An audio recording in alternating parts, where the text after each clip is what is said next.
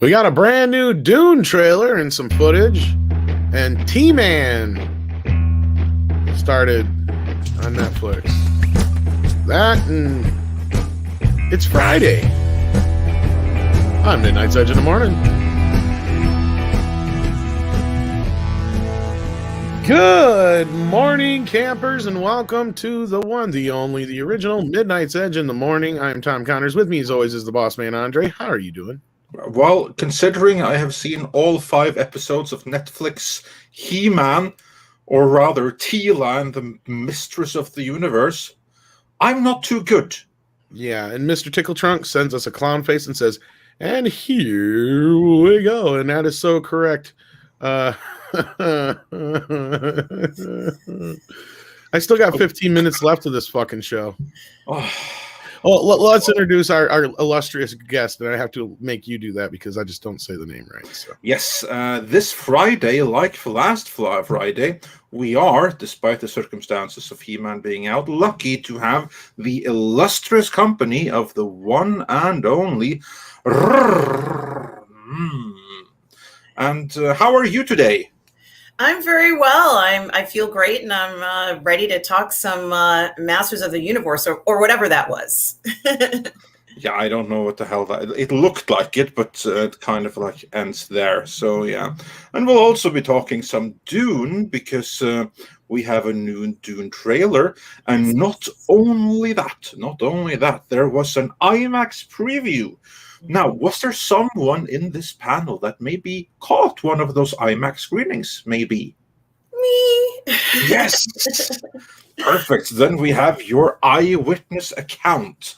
So Yes. we are going to get into that. In the meantime, before we get into proceedings, everyone, if you can hit like and help share, that would be pretty awesome. And we have pretty good company joining us here today. Mr. Tickle Trunk is here, and he shares his love for Dune. Lindsay, the cynical geek, is here. Spider Unlimited is here. Red Tigress also wants some Dune. And we have House Atreides. Oh, you absolutely should be excited for Dune, I can imagine. So yeah, we're going to get into Dune, which is the good news today. We'll get into some of the He-Man stuff, but we're going to save the spoilers and the griping for a later stream that we'll have in 2 hours and 45 minutes from now. Then we're going to go straight into a deep dive of He-Man. For right now, though, we have a couple of super chats that I'll bring in the order that I can get here. STR Red Wolf says for $5, hail Andre, Tom, and the lovely. Do we need to send an anti-memic pill or 3 to help forget what you saw of Netflix offering? No, thanks for the offer, but vodka will... I'm already stabbing myself in the brain with Q-tips to try and forget. Oh my god, what stream we will have later? That's going to be hilarious. And then the DCV Titan says for 10 Canadian dollars. So the show starts with Tesla being 37, I don't quite know what it says there, and made her friend and prince dying about how she's the victim of not being told something unimportant in the grand scheme of things. Great way to start. Yeah, you know what? I agree completely. I have never seen Teela unlikable before. That's what we got here. I will say, though, that for an unlikable Teela, Sarah Michelle Gellar was spot on. Yeah, I fucking couldn't stand her before this, and I really can't stand her after. Was this Masters of the Universe or The Grudge? Here's my thing. I've never thought she was that great of an actress, and I don't know why you would make her a voice actress, because she has an annoying as piss voice. Well, they made Teela an annoying as piss character. So yes, they did. Oh my god. We'll get into our full review later. I'm sure we'll discuss it a little bit because, it begins already, Andre. If you saw, I just shared in the private chat there. Yeah, I saw. Angry fans are review bombing the show. Well, rightfully so. As I just said, maybe because it's a piece of shit show. Oh my god. Yeah, I'd like. Hashtag Kevin Smith lied. He-Man and Orko died. I'm fucking standing by that. Yeah, I also have to say, like, everyone who are Star Wars fans and were hurt by it, I understood your pain on a rational level, but I never felt it because I'm not that big a fan of Star Wars. He-Man is my Star Wars.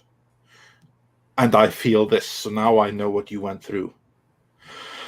And Martino Sulmoni says, for 20 Swiss francs, thank you so much. Thank you, Martino. And the Waltman 4 says for $4.99, I think with how this is turning out for Revelations, it's going to be difficult to get people back for part 2. Yeah, let alone in the future movies or series. It's going to kill the entire fucking brand. Yeah. And then we have Silver Nova, who sent a super sticker here. So thanks so much for that. Let's see if there are some new ones before we get into the classics, and then we get started with the proper things. Chad Curtis says, Amazon's Lord of the Rings will be a MOTU Tesla. Production quality and acting will be great, but showrunners and writers are talentless political hacks. Yeah, that's about sums it up. You know what's bad is the best episode Kevin Smith wrote. The first episode. Yeah, that was the best episode. That was that plus the flashbacks. Yeah. But we'll get into our full review like I keep teasing. But yeah, by the time we get there, we'll probably have spilled it all. It's like, Tide. Well, but then we can. Oh my god. Oh, jeez. Remember, we got to talk about Dune. We got Dune. Yeah. We'll try to distract. Like, who can focus now? But anyway, and Tide Runner Dax says for $10. Andra voice actor said in After Show that since Andra was only in comics and was a redhead, they could make her whatever they wanted. I think that sounds close to an admission of ginger replacement in Hollywood. Right? Obviously. You know, did that character ever... I don't think that character ever got a figure, but that's the thing, is how I was actually impressed with how, like, even to a fault sometimes, the accuracy with the... toys are, but I think we'll get into that as far as the rights go, won't we, Andre? Yeah, we'll get into that a little bit at the very least. And Mr. Tickle Trunk says, after He-Man, I had to get a rock to help me forget. Then Was it named Geode? Bleach. Yeah, maybe.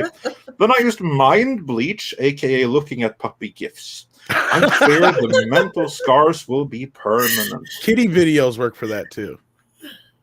Also, the vodka is helping pretty decent. But when you run out all that, just smash your brain with I'm not usually intoxicated on streams, but today is a freaking exception. So you're actually drunk today? What? Yeah. Well, it is later in the afternoon. Well, not yet. I've started, so I'll be drunk for the next stream. I like that. He's like, yeah.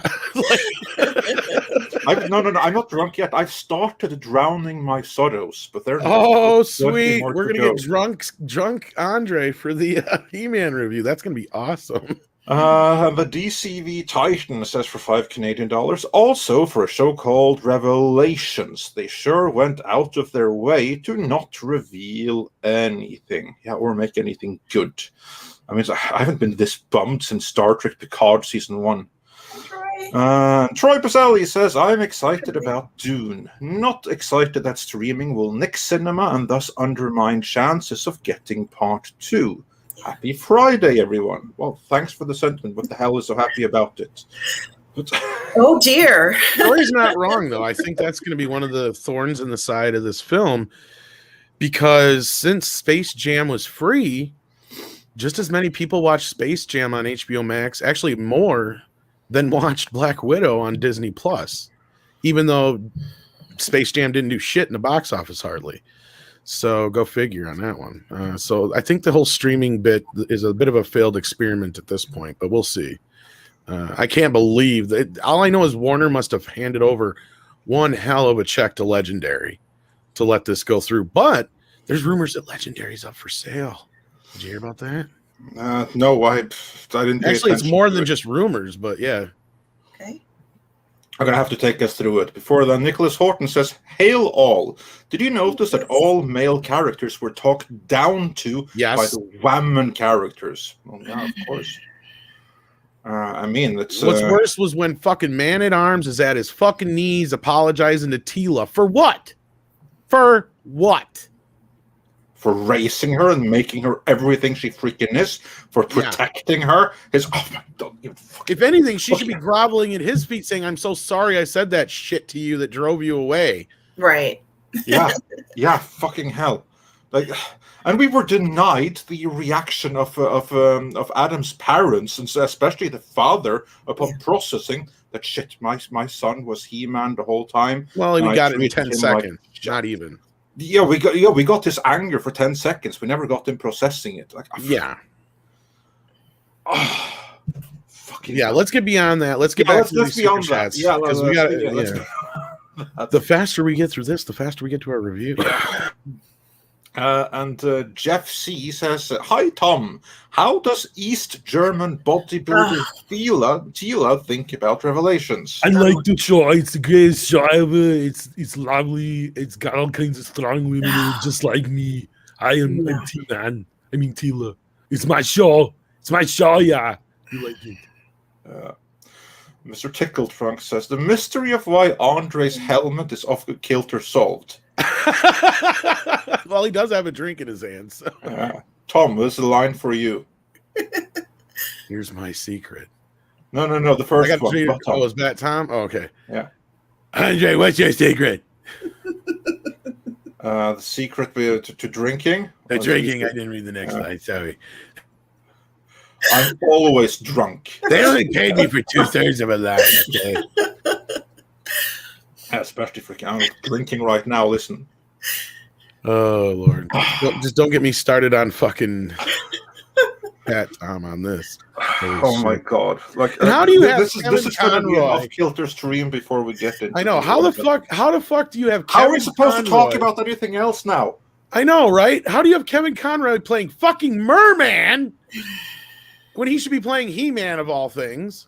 Especially when you got fucking Mark Hamill playing Skeletor. Skeletor was the best part, by the way. Yeah, he was a waste. He was a fucking waste. It was barely Evelyn. She was pretty good too. Evelyn. Yeah, Evelyn and Skeletor were good. Like I've always said that the two of them are the key to cracking everything. So I'm very happy to report that they got the two of them right. And Tom, you haven't seen the final episode yet. I've got 15 minutes left. You want me? You haven't seen. You should watch it, Tom. You haven't seen the last 15 minutes because they do get Skeletor and Teela right. I will give them credit for that. Mm-hmm. Teela? Evelyn. No, sorry, Evelyn. Mm-hmm. Evelyn. No, yes. Of course, there's no, Evelyn. And then Nicholas Horton says, Tony Todd should have voiced Skeletor. His Scareglow voice, more Skeletor sounding than Hamill's Joker. I did like him, but like I didn't mind Hamill as Joker, but he seemed wasted because I haven't only seen just up until that point. But again, I stand by. You have Kevin Conroy there. Why is he voicing fucking Merman when he should be voicing He-Man? Anyway. Hey, Lindsay. Yeah. And then he doesn't even do anything special for Merman. He's just Kevin Conroy. He's just there. I mean, at least Merman used to sound like, he did, And then Stephen Otten says, Hail Andre Tom, wrenches in chat. Joining late. I haven't watched the show, but I'm curious to hear your opinions. Yeah, well, I think I'd rather have a fucking hysterectomy, and I don't even have a thing to pull out. Well, neither does Teela. Oh, gosh. She was virtually indistinguishable from is it Anders? Andra. They acted almost the same. It was like they were the same character, like twins or something. But T. Yes. And if you're gonna, if you're gonna have your character swear in a galaxy like this, how do they even understand the concept of heaven and hell when Preternia and Subternia are their heaven and hell? Like, oh god, I'm gonna save this. We'll save it for the spoiler stream later on. I will just say there was much stupidity, and it was a lot. For this season, I felt that it was packed with maybe even too much that was going on. Let's momentarily talk about Dune, and after we get into something nicer. Yeah, Dune. because Dune. Daniel says for $10, I love the original cult classic Dune movie, especially how creative and different it was. When everything in current day is ruined, what's your argument that this will be different? In terms of the new Dune movie, we've read the script, and the level of wokeness that was there was forced upon the film crew by the studio. However, the script is not woke. It's a very faithful adaptation of the book, so there is that. And we have more super chats. We're going to get through all of them by the end. But right now, rather than drowning our mistress in He-Man, which we'll be doing in a separate stream in 2.5 hours, that I'll be setting up here momentarily. So we'll take a break from He-Man for the moment, and we'll talk about the nice stuff, namely Dune. There we've gotten a new trailer, and before that, we got an IMAX preview, or when I say we, I mean those select few that were lucky enough to see it, like you. Yes. Tell us, what was this here whole IMAX review thing? How did you get into it? What was in it? And what did you think all about it? The show is yours. Yes, well, I saw an announcement for it on Twitter, and according to Twitter, they were allowing people to get free tickets to a preview of the new Dune film. And the preview was not the whole film, but the preview would include a certain segment of the film, along with commentary from the cast and crew, and they would be releasing the new trailer for the film during the preview. So I went online and I managed to get tickets to it, and I took my mom with me, and we went to see it, and they took our phones from us. And the preview starts off where you're introduced to the director, and you see fantastic images of the movie that are just breathtaking.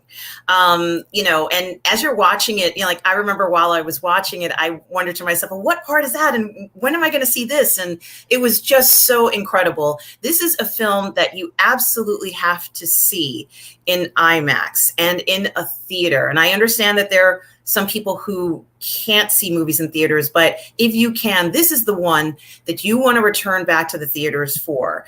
And it was just unbelievable. The director of the film loves Dune. This is his passion project. And you can tell just by the presentation of this preview alone how much he loved it. So the preview, you were introduced to many of the actors, and they talked about what it was like to work on the project. And then we got the opportunity to see the first 10 minutes of the film. So you could imagine, I was just smiling from ear to ear when I heard Timothée Chalamet, introduces that. And he says, we're about to present the first 10 minutes of the film. And I just held my breath because, I think what this director has achieved is something that's absolutely magnificent. The scope and the intensity of what he was trying to, put into film in this adaptation, I think he's achieved. And I was speaking to other people before about this. I think this is maybe one of the best films I've seen in ages. And, it opens up where you're presented with the beautiful flowing sand dunes, which need to look like you're on this planet. Like they accomplish that. If you want scale, if you want size, enormity, if you want to feel as if there's this other world that exists, he's achieved it here. That first 10 minutes of the film, we're presented with House of Atreides has to now go ahead and assume the role by agreeing to a proclamation of the responsibility of taking over Dune. And even that scene where we first see that they've brought guild members over to witness the signing, and there's a Bene Gesserit woman, which we all expected there. It's wonderful. Timothée Chalamet plays his role very interestingly. He's so reluctant or hesitant or perhaps just somewhat, ignorant of what's about to happen to him, even with his dreams, and even with his anticipation of, being this important person. He conveys such a regal version of it, but he still is learning. I mean, he certainly isn't, ready to take on this challenge, but you kind of experience that he has to grow up here, and he does such a wonderful job with it. And another thing that I was really taken with, and I kind of said this before, but they want you to get a sense of the idea that the spice is flowing in the waves of the dunes on the planet. And you really do get that when you're watching it. I really liked how they took a point of showing that the waves are constantly moving on the surface of the planet. And you can see, it's not always going to be a clear picture. There's going to be sand flying in the air and obstructed views. And it has such an incredible sense of realism.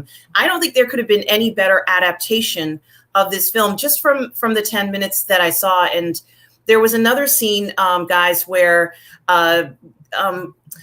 Timothy Chalamet is at the table with his mother, and where Paul's at the table, and she asks him to use the wielding way, to use the voice. And I, as I said before, I myself, that's something that has to be under interpretation for the director. How are you going to make that seem real to all the fans who have read and understand what it means to use this incredible power? It has to be something that grabs your attention, something that makes you engaged and makes you believe that it's real. And he decided to take an approach. He with this incredible sound in the theater, the theater goes completely quiet, because it's at that moment that you as the listener are trying to experience what it must be like to witness another person wield that voice. The thought that this director took into making this, one of the most incredible movie experiences, I think, is just remarkable. I haven't seen anything like this come along in a long, long time. And, I'm just so thrilled with it. I loved what they did with, in that preview. And so, we got to see a lot of that. We got to see even the scene where, the spice collectors are, and that famous scene, which I think was in the previous film. So it wasn't just the first 10 minutes then. It was like more than that as well. Oh, I hope I'm not talking too much. It was just so incredible. I mean, I remember sitting there and it wasn't just the 10 minutes. That's right, Andre, it wasn't. But one of the scenes that they showed and included that spice collecting scene. And for those of us who know what happened, it's not a spoiler, Paul's father has to save these miners. And, that scene in itself, we remember the effects from the first film. Well, the effects in this film are going to blow you away. You're going to watch this and you're just going to be like, oh my God, this is so intense. It's so incredible. And I don't think, even if for those people who are listening here who maybe were not happy with Dune or have never seen Dune or don't, are not interested in seeing it, go and see this film. I very rarely say this. You really probably should go and see this film. This is the film that we've been waiting for. This is the blockbuster film that I think that this one is going to just hit it right out of the park in regards to everything that you're looking for in a high quality film that we've been asking for. We've been asking for something like this. And I think that, the director has done justice with it. In that film alone, there's a part where Paul, he gets out of the flying ship that he's in with his dad, and he's told, go and grab everybody, make sure we get everybody on board. The thing that's supposed to lift the harvester off the ground is not doing it. And as Paul steps, like, there's this point where his foot hits the ground for the first time on the planet, or at least I believe it's the first time that he steps on there, and he's just overwhelmed by it's almost all those dreams and predictions that he had is affecting him. It's the spice that is, he's having a reaction to the spice, and it's something that completely overwhelms him. He's walking towards this transport to motion people to get on board to safety, and he himself is overwhelmed. It's the worm is coming, and there's a certain sense of time sensitivity to get everyone to safety. But Paul himself really, someone goes out there and has to rescue him inevitably from what's happened. And I just love how they did that, where, everybody remembers he's supposed to be, relatively young in the scene. Everybody remembers being young and you have an experience that overwhelms you. Everything else going on around you doesn't appear the same to you as it does to everyone else. And I think they did just such a beautiful job with that. There's even scenes in it, and if you've watched the trailer since it was released yesterday morning, where you can see the spice floating in the air. I think it was just done so beautifully, and I think that a lot of people who are fans, you're not going to be disappointed. This was an effort of love by the director, and I just think it's wonderful. Right, well, that sounds promising. I've only heard really promising words about that, so maybe there's hope for Dune. At least script suggests that it's going to be amazing. Now, I have to ask you, I should have asked this before, how familiar are you or were you with the source material going into that footage? I'd say I was very familiar with it. I haven't picked up this book, since the 80s. And so, obviously it's worth a reread, right? So let's say since that time, I've been listening to the audiobooks. And so I was very familiar with it. And I love Dune. I think it's, one of the most extraordinary stories ever written. And it's fantastic, rereading it, it's wonderful. So I am familiar with it. And I think that anybody who hasn't read it needs to read the book or listen to the audiobook. Right. Well, I agree with that completely, of course. But Tom, you obviously didn't see the footage that apparently was excellent. However, you have seen the trailer, and you have some familiarity with this because we did a retrospective on it. So just by osmosis and editing that, you must have some knowledge about Dune. So what did you think about the trailer, the 3-minute long trailer that was released yesterday? There's lots of sound.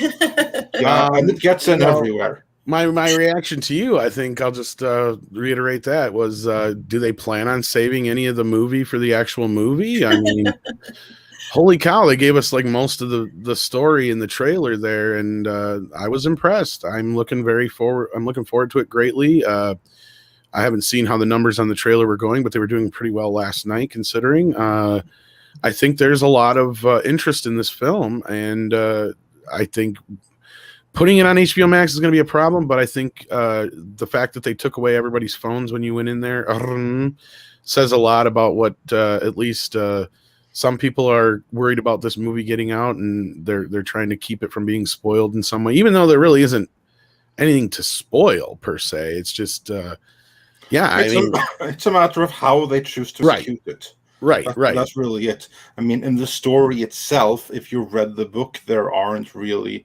that many spoilers. It's just a matter of how have they gone about executing the story this time around with all intricacies. Like how is it changed? Will they make any twists and turns here and there? I think that's what they want to try to keep secret, rather than the story itself, which is kind of out there. You can go and, as you say, you either read the book or catch the audiobook right now, or even watch one of the other versions of the films for that matter. Yeah, exactly. To get the basic idea. But no, this is one of the few films I'm looking forward to this year. Every trailer we get is a bit more impressive than the last, especially considering some of the earlier stills gave some people some pause with some of the costumes and a few other choices they were doing. As far as Zendaya goes and some of the other casting choices that I'm seeing in the trailer so far, yeah, we'll see how it goes when we get into the actual film. I trust your instincts as far as the script goes, Andre. I haven't read it myself, but I do have it. I mean, I haven't sat down and read it. It's one of the best scripts I've ever read. I have to say that as long as they do not completely mess it up in the translation from script to screen, and you never know what they might do in the last moment. But the script that they had, I think 3 months prior to filming beginning, that script is one of the best scripts I had ever seen. I mean, the guys who made He-Man, they should take notes in how you adapt the property. Right. And I did also want to add that in regards to the trailer, and I do recall, when the earlier trailer was released, that looking at that trailer, and many in the group have said that it's, if you don't know the story of Dune, if you're not familiar with it, that initial trailer wasn't as informative as it could have been, in the story. So what I'm also thinking is that they knew that this next trailer needed to set the tone and allow, the viewers to see what Dune was really about. And I think it accomplished that. And it's true that, Zendaya's dialogue in it, you open up with this viewpoint of the Freeman that we've never had any sort of presentation of that group in that way before. And so, clearly we can see them in some, I believe in the trailer, fighting back against the Harkonnens. Of course they would be, because this is their planet and they don't like what's happening. And not to disparage the previous film of Dune, which I think did a beautiful job, but we didn't necessarily get that same sentiment of the Fremen as far as I'm concerned. So I think that was a very interesting approach to take. I think anybody who sees that trailer in the movies from now on will say, oh yeah, I know what that movie's about. It's about this planet that has this resource that's very valuable, and they're fighting, just to keep, their planet from getting plundered. And I think that they made a connection between the notion of Paul losing his father and perhaps, his status, so to speak, and the connection of having that loss and why, he was able to open up more to, or sort of make a connection with the Fremen. So other than just being, ethical, other than just ethical reasons, I think that for someone who doesn't know the material, they can see that trailer and within those few minutes, understand what the story is about and they'll want to see it. They'll want to see the film. I hope so, because this movie is going to need all of the box office that it's going to get. So let us hope that it can do that. Mm-hmm. As for me, I also thought that the trailer was really, really impressive,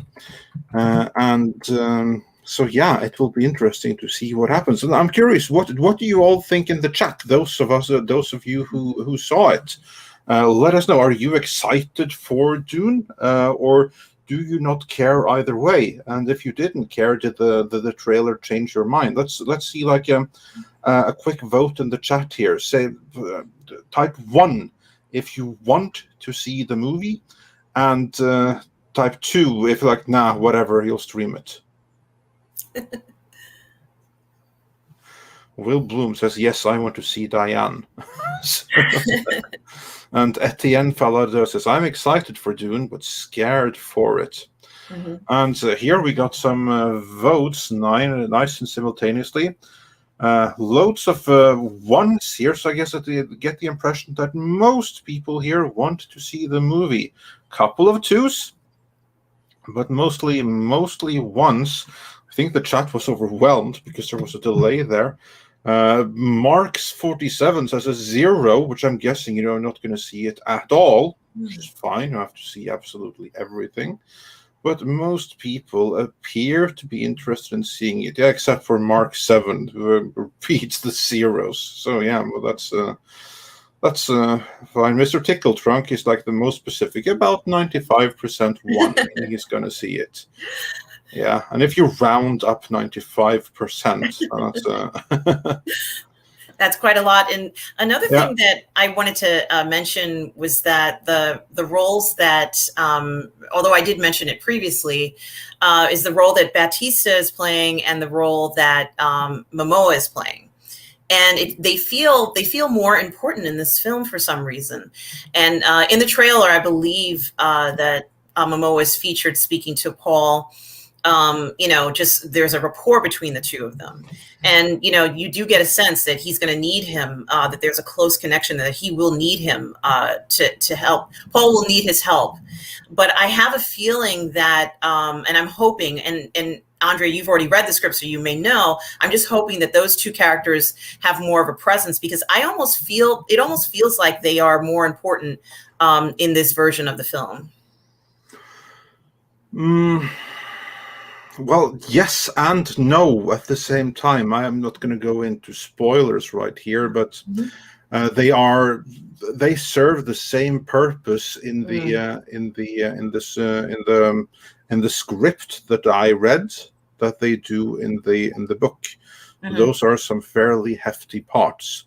Of course, only one of them is going to make it to the other side of the movie. But yeah. And what did you think of if you did see the trailer, Andre, or any part of it? What did you think of the fighting scenes? Because I did see the fighting scenes. I was very impressed with them, but I'm not an expert when it comes to fighting scenes. So I just was curious as to what you thought, or if anybody else had any comments about the fighting scenes that they showed.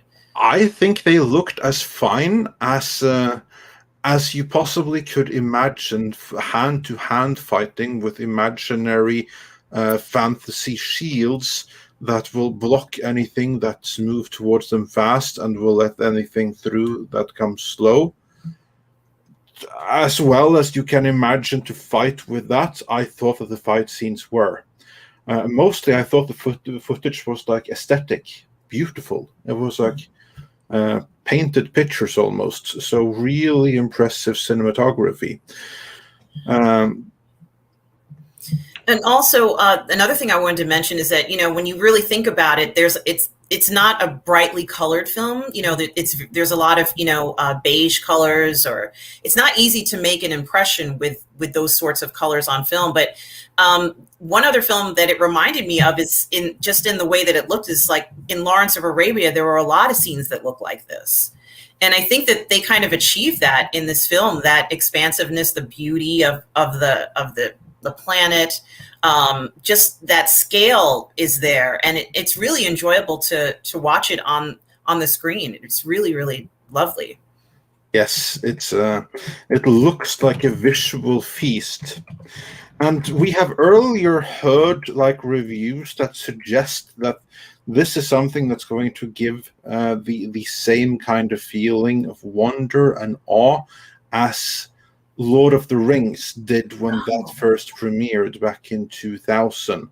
Now, having seen the footage, do you think that there's anything to those reports, or is that just overblown?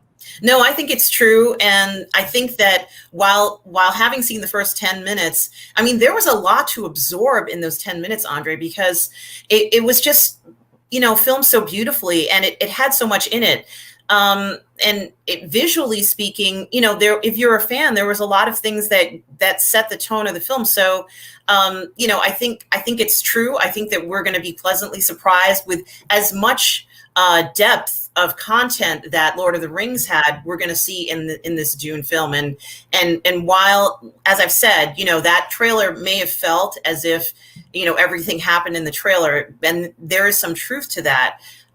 It seems like this director really wants to give us, the best version of Dune that he could possibly create. And that's what it seems like we're going to get. I'm hoping that the rest of the film will give us that. And I have no reason to believe otherwise, because he spoke so passionately about how much he loves this story, and how, I think he said he's been wanting to make the film since he was 14. I got that wrong, but I can't believe that, because he's been going on about Dune for a decade. So I don't think that this is any kind of a Kevin Smith like situation where he's kind of like selling himself without actually saying it, but creating the impression that he's a bigger He-Man fan than he ever was.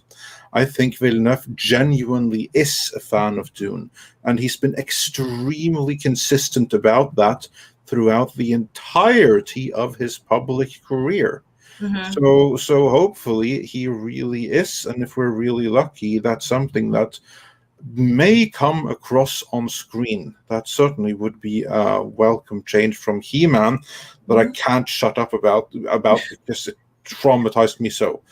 Well, I also, I'm sorry that you're traumatized. I really am very sorry. Well, I'm not traumatized. That's pushing it. That's you're disappointed to everyone who really is. But yes, I am. I just finished watching it. Fuck Kevin Smith. Tom, oh, maybe we shouldn't have told you to watch it. Well, but you see what like Skeletor was kind of like done justice though. But why did it have to be at the expense of everything fucking else? Yeah. There was, and I'm sorry, there's one more thing I did want to say, is that I also believe that the director, this is the last thing I'm going to say, unless you want me to speak more. Yeah, no, carry on. Let's continue. The director, we have a whole separate stream for He-Man, so yeah. Okay. The director wants the fans to be happy with this film. So it's not, he didn't just make the film for himself. You know, I think it would be an incredibly narcissistic idea if he just made the film for himself. He wasn't. He had the look of joy on his face, and he was legitimately glowing as he spoke about this film. And I don't see that with every director. And I'm not saying every director has to be that way. But boy, he sure was happy. And you felt the happiness. You felt the happiness as he was speaking to you, talking about how he was hoping he could get Hans Zimmer, which he did, to do the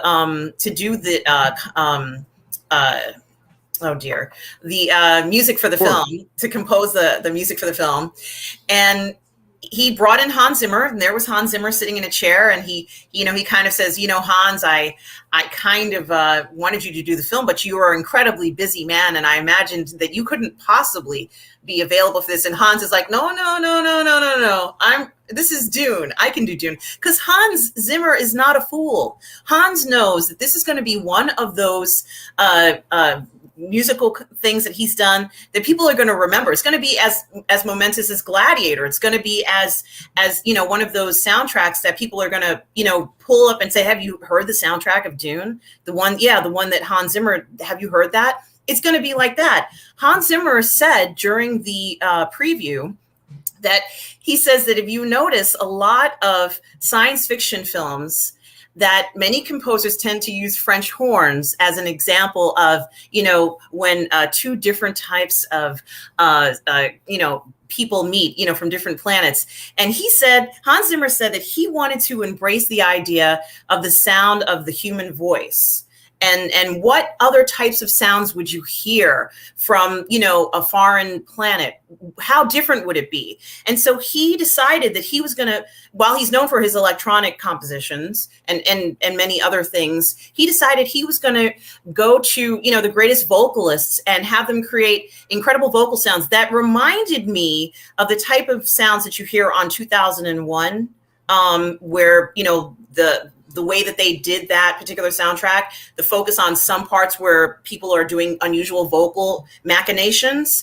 That's what Hans Zimmer did. Hans Zimmer wanted to create these incredible worlds and make them sound very organic, and he did. And so, like, even the sounds of the film are incredibly impressive. And I was sitting next to my mother at the time, and she doesn't hear very well, but she heard everything. Like, she was incredibly, like, this is one of the first films in a while where she says, no, I understood what was going on. And I told her, I said, do you want to see it when it comes out? And she's like, absolutely. So this is, I think that even for my mother, who's 84, who found it incredible, the sounds, the importance of sound in this film. You have one of the greatest coming ahead and saying, I'm going to give this my all. I'm going to go from another approach, and you are going to love it. It's just fantastic, Andre. It's just fantastic, Tom. I'm really curious about the score myself. I'm kind of like wonder what that sounds like. Is there any, like, in the score, was there like a central Dune theme? Was there anything you would say that it reminded you of? No, I can't. Someone did ask me this in another chat. They said, how would you describe it? And I said, it sounds like Gladiator, and I can't remember the other reference I used, but it has a feel of Gladiator to it. And I guess I'm trying to think of another film. It was on the top of my head, but if you could take Gladiator and at least an essence of Gladiator to it. And if you liked the Gladiator soundtrack, you will love the one for Dune, I think. But Dune, it sounds very fresh. It doesn't sound repetitive in any way. There's certainly a certain vibration to it that's very pleasing. So I'm sorry, I can't think of another. But it does. There is a hint of Gladiator in it. But speaking of hints, because visually the movie hints very much so of the David Lynch Dune movie, which is something I'm very proud to say that Midnight's Edge were the absolute first to break already 2 years ago. We were the very first ones to say that this is going to take a visual cue from that, long before anything else was there. But in terms of score, some did Hammerstag wonders. What, no Toto? Were there any kind of like audio clues that kind of reminded of like the traditional theme it that felt Tom very Buck was non-traditional. there? As I said, it reminded me of the soundtrack of 2001 Space Odyssey and maybe Gladiator. If you could combine those two. As long as you got away from the drums and the wow, I'll be fine. There may be some of that wow. Oh, good Lord, no. And then, of course, we have some more Dune-related news. But before we get into the Dune-related news, because there's more Dune coming, which is confirmed, or rather reconfirmed. I'll run through some more super chats to hear what you all say. Now, what I can bring up on screen right now is Darius Minchhausen sent us a super sticker, so thanks so much for that. Daddy Dreet says, I only trust Midnight's Edge. Oh, thank you. We shall do our best not to disappoint that trust ever. Right. So, yeah.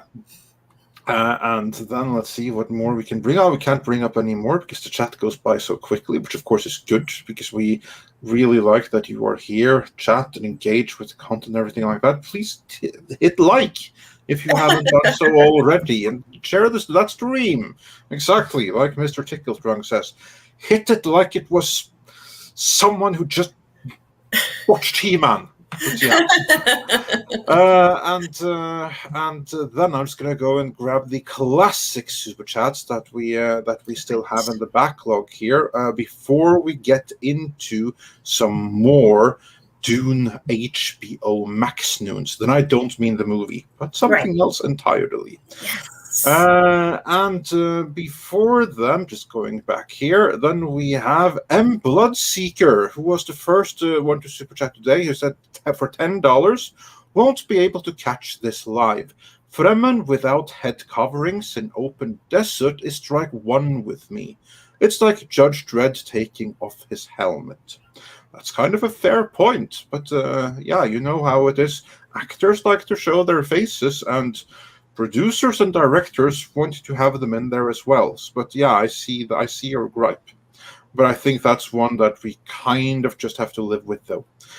Cultured Casino says for $5, could not take more than 10 minutes into the first episode of Teela and the Menses of the Uterus. Kevin Smith is the crying embodiment of soy soft.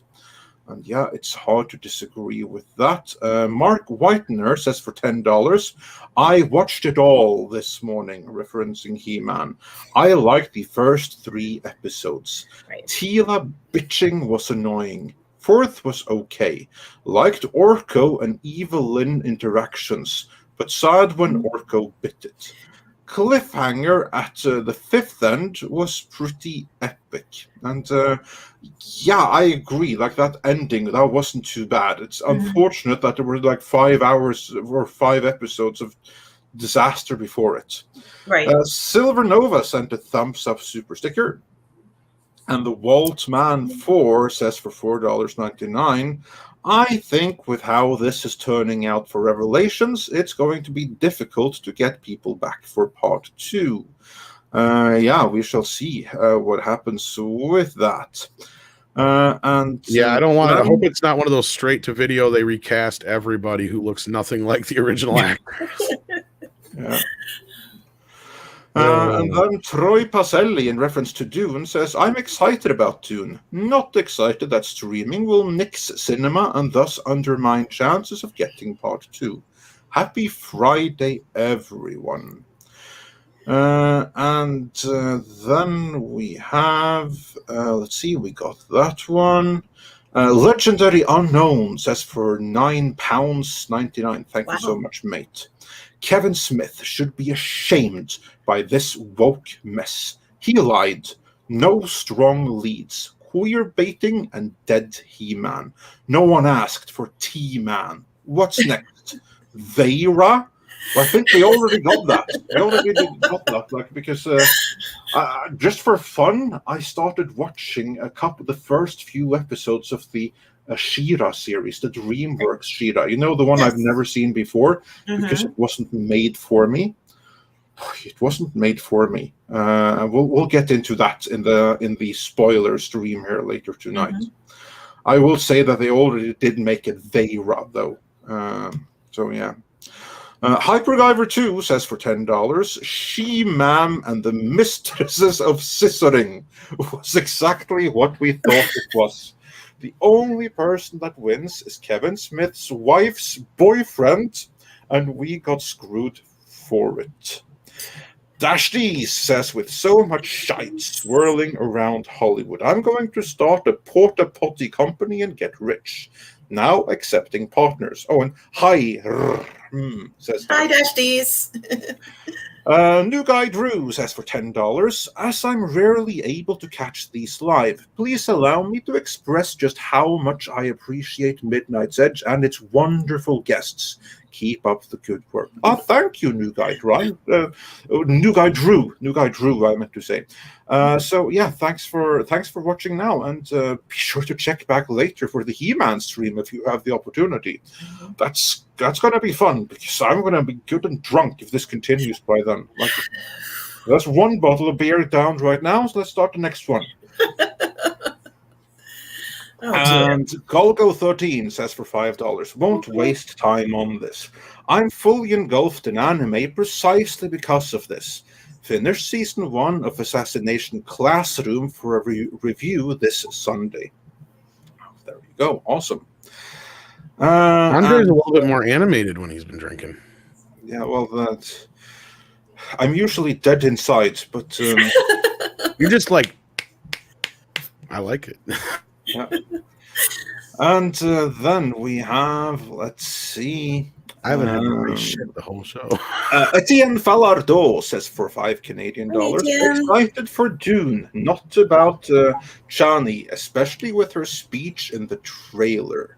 The writers don't understand Herbert. Well, I think you'll be overall pleased, though. Maybe not with every single detail. But the script that I read, I was impressed with how they had been able to condense and convey the gist and the core of the story. Although, of course, there are some details that you're not going to get on screen. I'm very sorry to say. The Wall says for $10, the sounds of typing on smartphone's keyboard. This is my sound, the sound of me unsubscribing from Netflix. 5 years I have been saying if they are not capable of doing a He-Man show, cartoon, or movie. And it turns out you were right. I have really nothing to hang on to it for after I'm done watching this shit. Yeah, this cancellation reason, like for real. Yeah, yes, you're very right, Yellow Flash. Thank you for being here, buddy. Kevin Smith is a confirmed light. Let me know if you want to get in our review later. Yellow Flash, we'd love to have you for our review stream later. In like it's also going to be like 2 hours now, not even. I've set up the stream already, so I called it like the live spoilerific wake. Because that's what it is. It's a fucking wake. Yeah. Oh my god. Anyway, moving on. I've never seen Andre so emotional like this over. I'm telling you, He-Man is my Star Wars. This is his heart. The last time I seen him this emotional is when we got shut down in the middle of Captain Marvel, and he's like, "Yeah, but there was fun in that. I mean, we could do like to a point, but like you were pissed at first, like you were. Like, I was like the wrath of God was coming out of Andre at that point. Yeah, I know, but because of that, that led to the invention of not just some kid. And all the fun stuff that came from that later. So, yeah. But it's just... That was kind of worth it. But this? Oh, my God. I'm appalled. Daddy's drunk, kids. Yeah. Joachim Stark says for 50 Swedish krona. Thank you for the entertainment. Flip a table. Well, I'm very glad that we're able to entertain because Netflix is certainly not capable of any such thing. And Spider Unlimited says for $4.99, can we get Andre drunk enough to do Foghorn Leghorn? Odds are looking pretty good today. What, me drunk enough to do Foghorn Leghorn? Okay, I will have you know I can do one accent, only one. And that's the one I'm stuck with. I love how you say it like it's just like oh shit. But yeah, we have more super chats to go through. But before that, before we get to more super chats, we had another Dune related story, and then there will be plenty more griping about He-Man later on. I promise you that. In the meantime, though, I'm just gonna see if I can bring it up on screen here. Just give me 1 second, and then it's a matter of finding like the right folder here. Let's see. Come on, where is? There we go. Because Variety announced yesterday that there's a new Dune HBO Max series coming. We already knew that, but it now has a new showrunner enlisted in Diane Ademu-John. And this is a Variety exclusive. So let's hear what they have to say and what we can glean about this new Dune prequel series coming at HBO Max. I bet you it comes before the movie. Well, we shall see. Let's go through the story. Yeah, well, it's good. All right, it's all flat, all right? It definitely will, but yeah. The Dune television series prequel at HBO Max has found its new showrunner.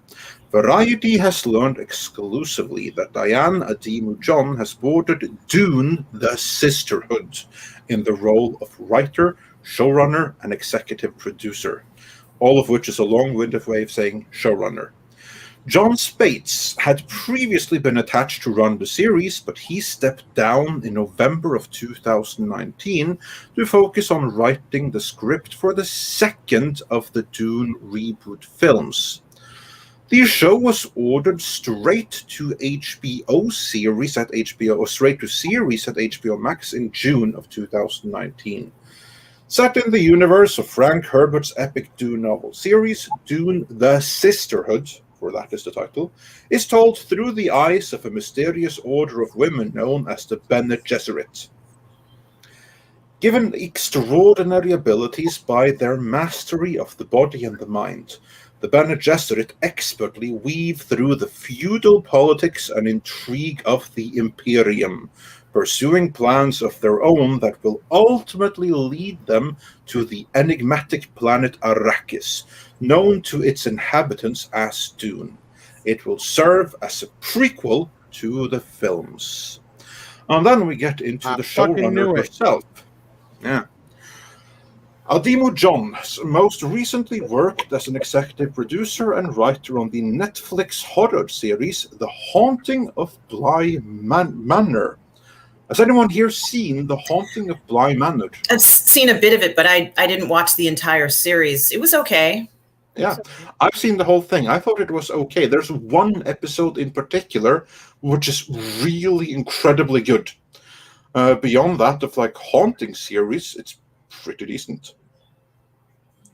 Prior to that, she worked on shows such as Empire at Fox, The Originals, and The Vampire Diaries at the CW, and MEitM and Crossing Jordan at NBC. And that's like who she's repped.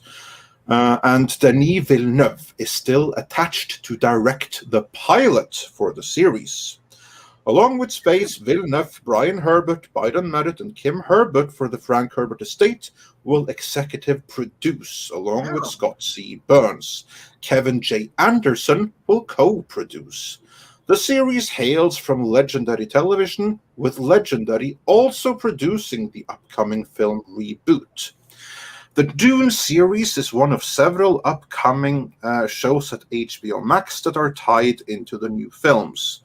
Also working on Pacemaker with John China, as we already know, who will be reprising his role for the Suicide Squad, and the Gotham PD series tying in with the Batman starring Robert Pattinson.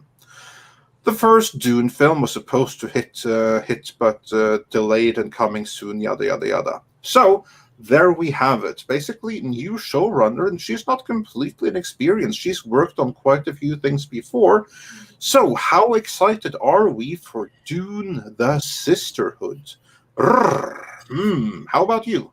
I'm excited as long as there's still involvement with, I guess the Herberts, the original author's legacy, so to speak, continues to be involved. And they mentioned that I guess the person who helped write the script for the movie was going to do this series. Is that correct, Andre? Yes, that's correct. It was Spates. He also, incidentally, he did the first draft of the Prometheus script. You know that movie which Ridley Scott turned into crap? Well, before he turned it into crap, Damon Lindelof had also turned it into crap in his rewrite. But the original Spates draft, that wasn't half bad. Right. So Spates is actually a pretty decent writer. So that he would step down from the series, to me at the time, was actually slightly worrying, because he is someone that I trust would make the series very much so in line with what Villeneuve would be doing. Villeneuve and John Spates, they seem to have quite similar sensibilities. And again, you see that he left that series presumably to work on the other movie. Now, I think that the series went a little bit into a turnaround. Well, not really turnaround, but they must have hit some bricks or something like that there. And that might be the real reason that he was going to do both. But then for some reason, he stepped down from the series. Now it's back again with another showrunner. Villeneuve is right now still scheduled to direct the pilot. But I can't help but think that it would have been more likely for him to direct a pilot written by John Spates than it might turn out to be by this new showrunner. But we'll see. We'll see. Yeah, and I'm guessing that all of this, the reason why he had to step away from the show perhaps is exactly as you said, because of the delays of the release of the film. And there could be all sorts of other reasons, but that seems to be the most, likely reason. I'm excited for it. If it's, I can only dream and hope that it's going to be like what we've seen so far and that we've been presented with in the film. If it's even, half as good as that, it's going to be wonderful. But if the amount of love that was put into the film is put into this show, it'll be quite a treat. Yeah, I hope so. I hope it's going to be really, really good. But this is, of course, the Dune Sisterhood. Right. So we're dealing with the Bene Gesserit, and that obviously right away implies that the series is going to be a little bit more on the female-centric side. Mm-hmm. Now, in light of everything else going on in genre entertainment and everything like that, do you think that people are going to be so sensitive right now to that and everything else, especially after He-Man, that maybe isn't the right series to do at this time? Tom, I'm curious to hear your thoughts about this. At first, when I first heard about it, I was like, okay, cool. I love having things that kind of go along with, and support, especially that's what HBO Max should be for, right? I mean, let's be real. It's not for the actual film Dune until it's run past its theatrical run. It should be for stuff like this. As far as the show itself and the woman involved now, I've not seen any of her work, so I can't really speak to it.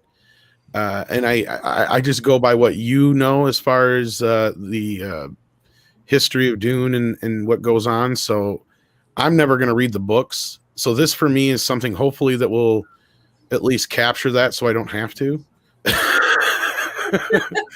Yeah, that's actually a good point, because my thinking is that by following the Bene Gesserit, who are there in everything, that's actually a really good way to go through the events of basically all the prequel books for the entire time span, because you can do everything by way of the Bene Gesserit. So you do have that opportunity there.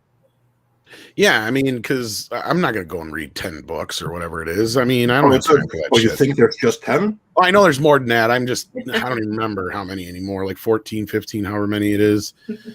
I don't know. How many is there anymore? 20? I don't know. I've lost count. There's so many. I'm still on the third of the Machine Crusade. It's so big. My God, it's like so. It just goes on. Yeah, it's funny because those first two you shot right out. Well, plus COVID happened, but still. Yeah, that's the big thing, because I was like listening to those books when I was going back into forth from my day job every single day, and working from home now, so that's not really happening. So like the time when I could listen to audiobooks kind of like disappeared. But anyway, what's your thought on that? Do you think that there's going to be resistance, maybe unwarranted resistance, to a Dune Sisterhood series? I hope not. I think that if it's going to be a full series about the Bene Gesserits, we at least get a chance to see some of them in different worlds versus, let's say, just only Bene Gesserits are in this episode, or no one else is in this episode except Bene Gesserits. They seem to, get around, and I just don't. It's not that it would be wrong to have a series where it's just them, but I think it would get, kind of tired very quickly if we don't see them intermingling with the galaxy. Well, I'd imagine it's them setting up all the events that happen in Dune, and like, Andre and I were just saying, maybe a lot of the stuff that happens in the prequels you can do here instead of, a ton of different movies. I mean, there's a lot that you can kind of mine from this.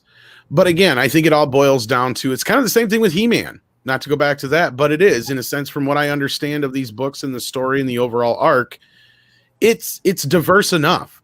If they wokeify this at all, it's going to come off worse than He-Man, because again, like Masters of the Universe, it's already diverse. Once you start adding more to the mix, it just makes it overkill, and it's virtue signaling. And I hope that's not where this heads.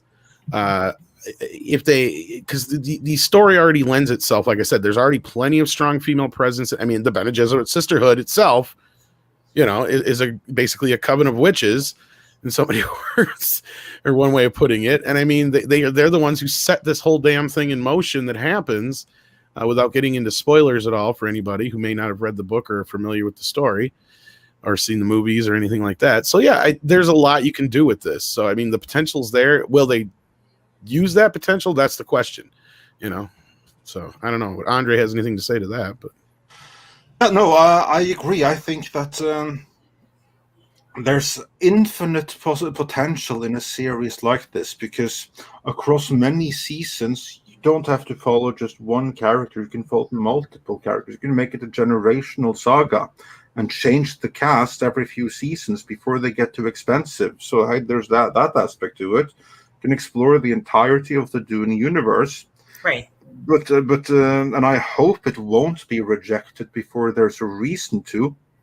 But I do worry that many are going to perceive that there's a reason, because again, it seems female-centric, and we are right now at the point in history where everything is female-centric. Everything, even He-Man, is now female-centric, and by female-centric I mean misandrist. Yeah.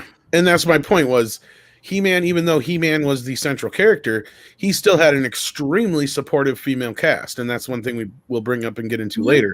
Yes. But the same thing kind of goes with Dune, as we pointed out. Like, yeah, you have this one male character as the central character, but his overall arc is not exactly what you would expect it to be. Because when people ask what Dune is, I'll kind of throw at them, it's kind of like Star Wars meets, Game of Thrones with a little bit of Lord of the Rings thrown in there. But even that is not a real accurate description, because, there's a lot of, more of the Game of Thrones, I suppose, even though I've never really seen the show, just from what I understand of it, as far as like a lot of the power plays and that kind of a thing. Well, I can put it this way. You know what Game of Thrones is? If you cross, I've seen the South Park episode, and I think that's enough. Well, if you cross Lord of the Rings with Dune, Game of Thrones comes out. Okay. That's what I was kind of figuring, because I was like, basically reverse engineering it from that South Park episode. Yeah. Yeah, I kind of got basically what the gist of the show was. And Just it's just like all of like these houses and the war, like all that's straight from Dune. Mm-hmm. So like there's a heavy Dune influence in Game of Thrones. yeah. And honestly, like, yeah, clearly, I know like most of our modern sci-fi and adventure and fantasy all come from the same basic stuff. As we always go back to, like Andre and I say, like, you can always trace back a lot of things to John Carter, or Conan, which we'll get into later. Oh fuck yeah! And a lot of these, in Lord of the Rings and things like that. And Dune, for instance, is another very influential sci-fi story that is seen everywhere in a lot of things, even down to Discovery recently, in more recent years. So I mean, it's badly done, and it's not. I'm not saying you can't borrow from the past, but Dune is one of those things where Andre and I always point out, kind of like with John Carter to a point, maybe not as much, obviously, because Dune is more well known, but it still suffers from the problem of the ripoffs and the homages are generally more well known than the original. But I feel like there's enough people who are aware of Dune, and I think that I think there's an audience out there for it. Yeah. I think it's going to spring in. Maybe this will help. Maybe it'll hurt it, though. That's the thing is, I mean, I don't know. I mean, because honestly, I'm surprised at how. I mean, I'm finding more female fans of Dune, but I'm surprised there isn't more female fans of Dune. Well, the most hardcore fans of Dune tend to be female fans. Yeah, see, I've not met as many as I have male, and that's just being a part of this community. It happens yet, but I as the more I learn about the story, I'm just like, God, this is almost like soap opera shit. Like, you should probably reach out to Danica for like the proper Dune reviews and stuff. Well, and then like Elaine over Nerd Cookies and stuff like that, and a few of the other people that are really into this stuff. I'm starting to learn some more women, and I'm not surprised, kind of thing. I'm just more surprised I haven't run into more, is what I'm saying, because it does lend itself to, and I hate to say this, and do not take this the wrong way, anybody in the chat, Andre, or it has a lot of those young adult elements to it that I can see this taking off, like another, what's that? The one that was with Twilight? Not Twilight, but the better one, the hunting one. The Hunger Games. Hunger Games, thank you. Like, I can see it kind of taking off in that kind of a direction, and it could gain that kind of an audience. Now, I don't know how well that's going to mix with the classic Dune fans. This might be one of those situations where it could be a win-win for both, but it just depends on how far they go down the path of forced diversity and bullshit. Yeah. On that note, I have to bring this up. Walter Whitewalker wonders, are there tits in Dune? Actually, yes, there are. If you check out the 2000 miniseries, and you make sure you do not find the edited for a TV version of it, but the uncensored version, i.e. the only version you'll find in the world outside of the States, there are tits. There's even some D in it, like full frontal stuff. So yes, you have all that in Dune as well. Floppy wiener. There is fluffy wiener in it. Daniel says he loves it when I offend him. Well, I'm glad. And I don't mean to like compare it to any modern garbage like that in any way, shape, or form, but I see it has that potential. You know what I mean? Like, it has all the elements that could pull in that kind of an audience. Yeah. Then let's do a couple of more super chats to see what you all say. That there's loads of Dune. Love and yeah, it was censored stateside versus Vlees because it was on basic cable. That's why. Before you I know that on DVD you probably can't find those DVDs. They're out of print now. They're a little harder to find nowadays. Yeah, but the DVDs there they released like the ordinary version and the director's cut, and the director's cut was longer, and that's the one that had the nudity. So for DVD, that's the one where you want to bring, not necessarily for the nudity, but because that had the full story. No, but I remember when Sci-Fi put that out. That was a pretty big deal. I mean, they put a lot behind that. Yeah, they did. Such a shame that they didn't finish it, because they actually meant to put out 3 miniseries and tell the entire Paul Atreides saga, and they were only able to do 2, and then their strategy shifted. So before they were able to do the 3rd miniseries, because they did They did the original Dune in one miniseries, then they did a follow-up mini-series in The Children of Dune, and then they were supposed to do God's Emperor of Dune, thereby telling the entire extended Atreides saga. But it never happened, and there was no reason for it. The audience demand was there. Right. It was simply a shift in strategy that robbed us of that. Not saying it's a good thing, but that's how what happened. So on the super chats and what you have to say, Robba Damson 1 says for $5, the biggest difficulty I see in the Bene Gesserit prequel will be the sisterhood's concept of existing only to serve and the current year politics. Yeah, that's what I'm afraid of. But there's a way around that, because here's the thing: they say that they only exist to serve, but the Bene Gesserit are called witches for a reason, because they don't serve anything. They appear to serve, but in reality, they're the master manipulators behind it all. Yes. And that is the way that you can use fucking knit in circles to sell it there. Because you see like that, all the men and everything, they're kind of like powerless. I mean, the other in the main movie Dune, the other Bene Gesserit are angry at Jessica, the mother of Paul Atreides, for her having the audacity of giving her lover a son, namely Paul. They're all ordered to only give daughters. Yeah. So none of the heads of the universe, literally the masters of the universe in the Dune, they can't have sons. And why can't they? Well, because the ladies have decided that you're not getting any boys, you're just getting daughters, so that we can play our political games with them. They're the ones ultimately running the show. They're the advisors. They have their own whisper networks in which they really control everything. Right. So, and that's where I see like the espionage part of it, or however you want to put it, and like the whole like I see. That's the thing, is anybody who, you can make puns all day about the story of Dune being dry or whatever, and I've never actually sat down and tried to read the novel, but I can imagine it's a lot like reading Lord of the Rings. Lord of the Rings, when you sit down and read it, is a lot like stereo instructions in some parts, because it's more of just like, you know, it starts describing things that are just like, okay, why are we getting into this tangent? But okay, you know, like. And I can see that as a possibility in the books, but I keep pulling out of the story every time I get into it or watch one of the films or discuss it. I'm pulling more and more out of it, and just I love the intricacies of it, and it seems to be more brilliant in its simplicity and how vast it is. I love how the setup works and how it all plays out, and I can't wait to see this movie. And speaking of Elaine, she's in the chat right now. Hello, Nerd Cookies, how you doing? It's hard to miss that icon.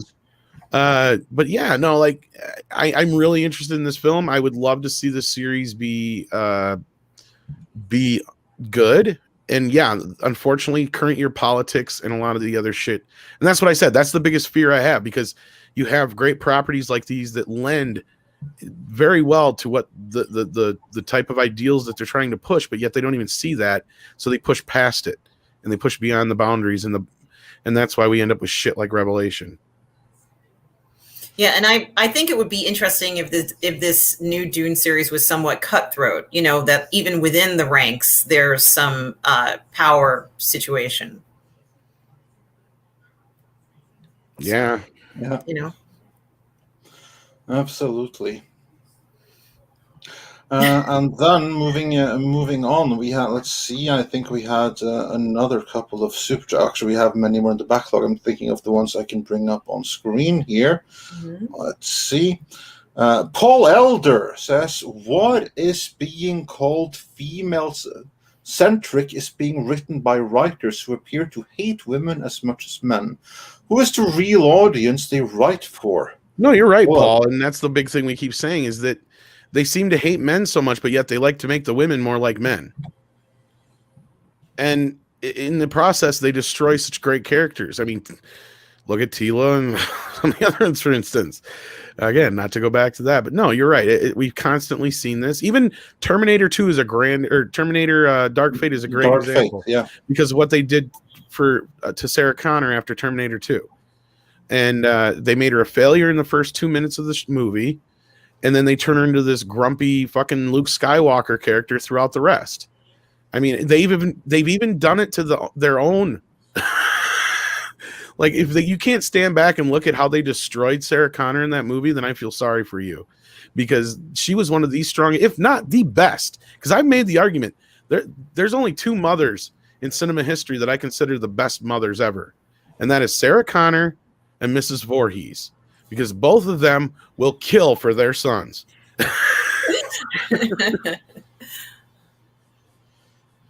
Yeah. So who they write for? They write for activists on Twitter that they have confused with reality. But I'm going to send Lane, if you're not busy, I'm going to send you the link, because you have more to say about Dune than I do. So I'm going to bring do come on, absolutely. And then in the meantime, see if there's some more super chats I can bring up on screen here. No, there isn't. So then we are going back to the classic super chats here for the moment. I'm just going to find out exactly where we were. While you're doing that, we got one from Spider Unlimited just now that says, Andre, you need to say serenity now, and that will relieve more stress. Say it. Serenity now. Try that or Goosefaba. Okay. None of that shit works, trust me. Okay, well, otherwise... You know what really works? Saying motherfucker and flipping a table. That works. Yeah, that drinking some more. Yeah. Bryant Barth wants to know, is Fade Rotha in this? I don't think so. He is not in the script. I have not seen him in the trailers. Did you see any hint of Fade Rotha in any of the footage that you saw? No. I don't think he's been cast.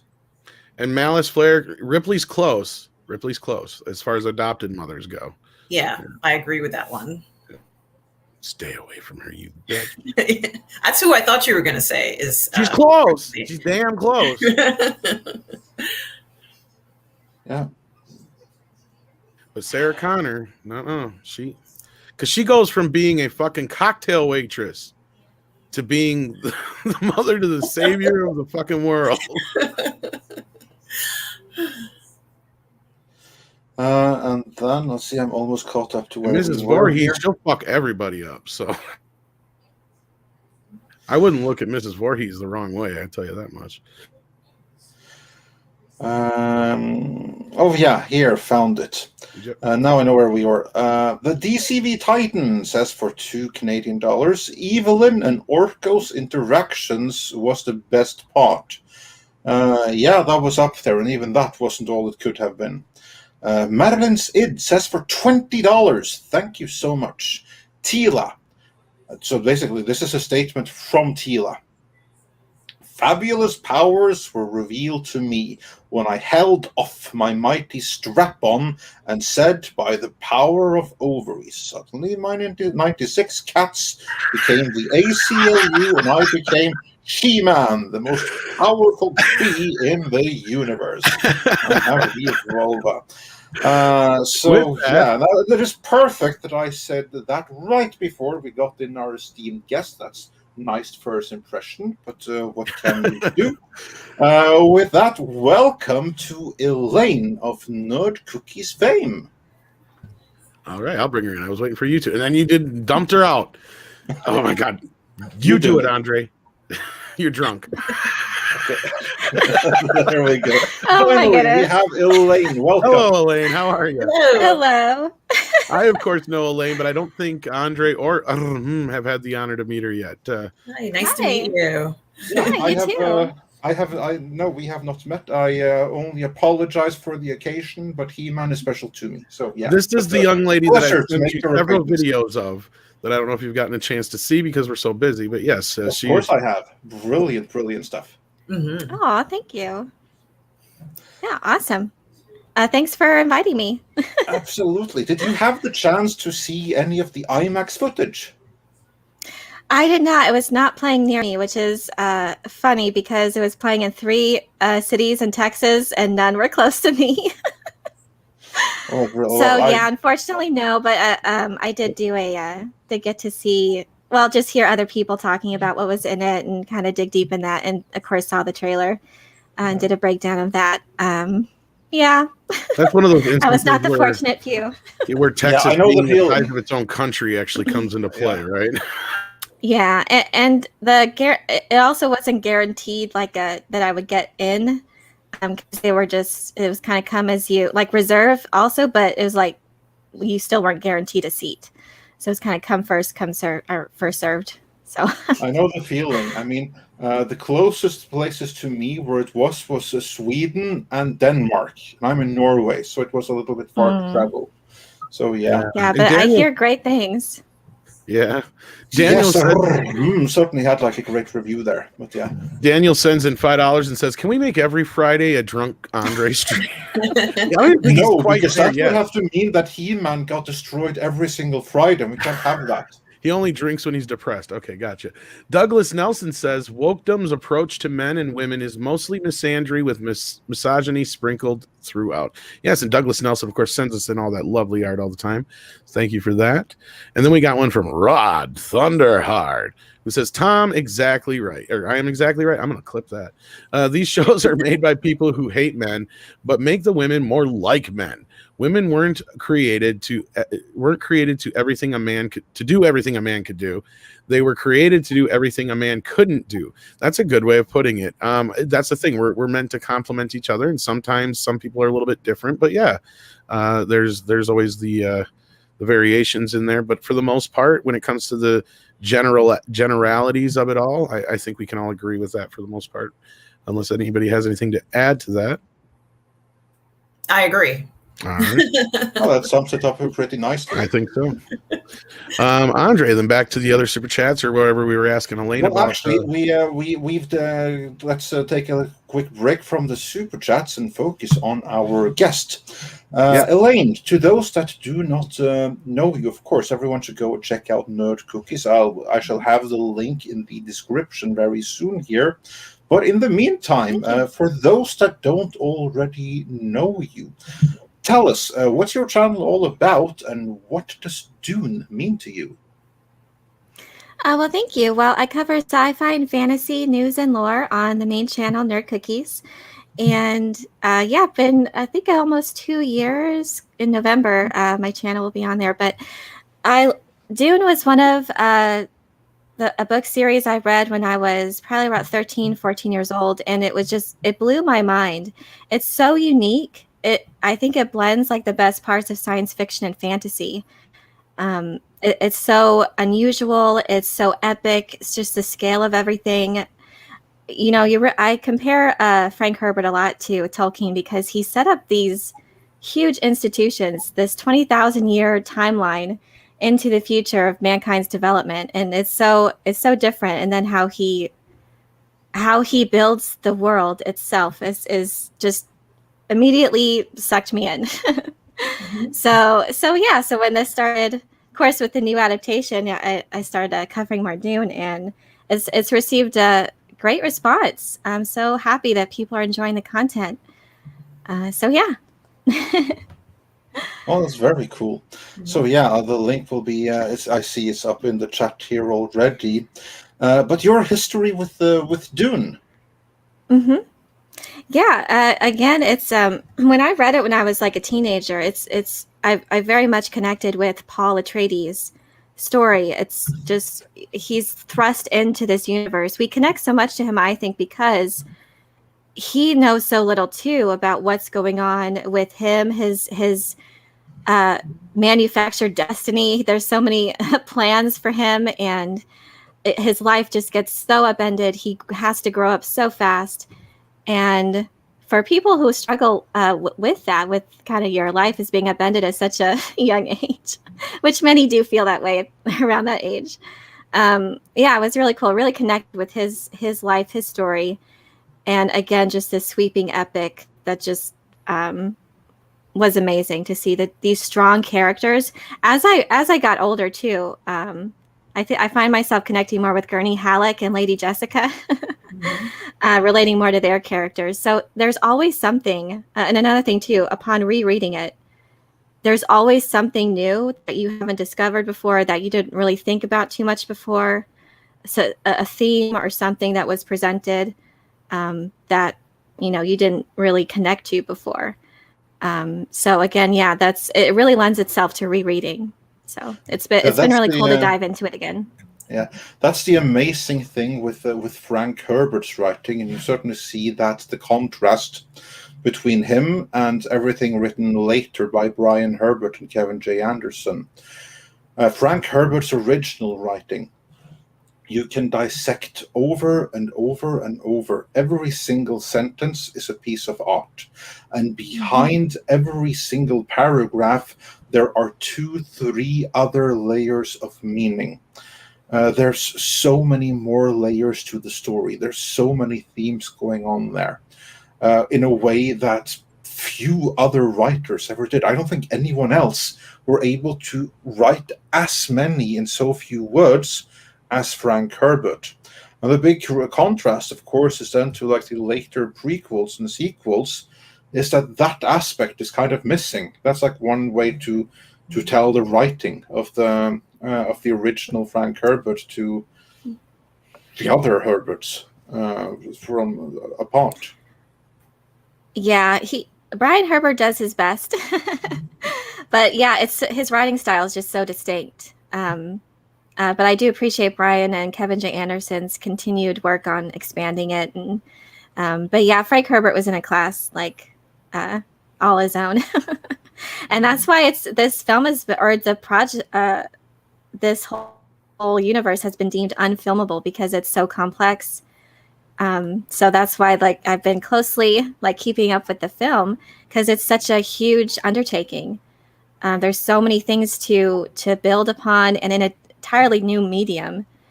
So definitely will be interested in how they bring about these characters, how they portray these amazing, intricate characters and the themes and institutions in it.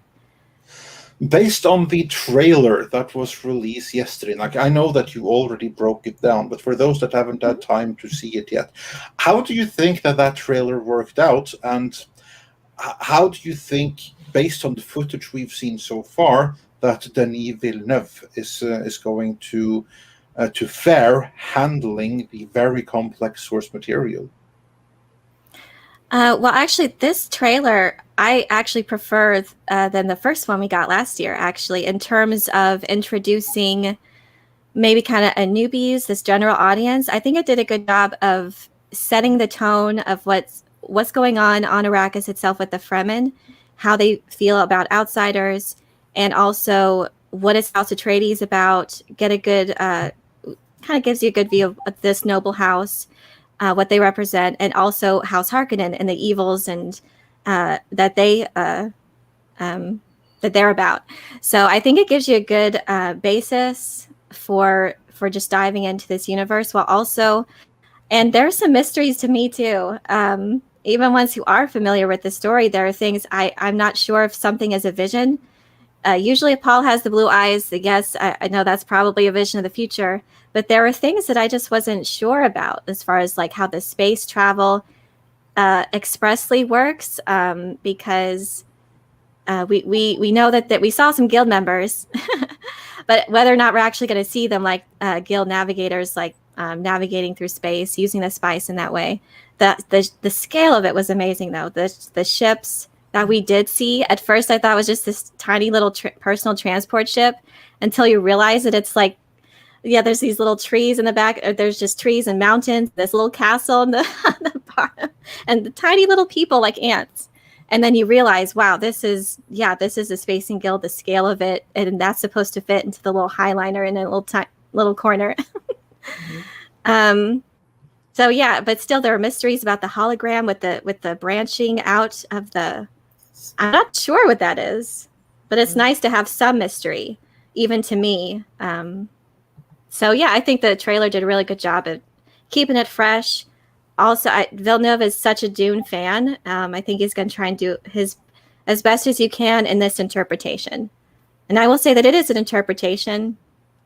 I think Frank Herbert, he was cool with what Lynch did, but he changed a lot of things in the story.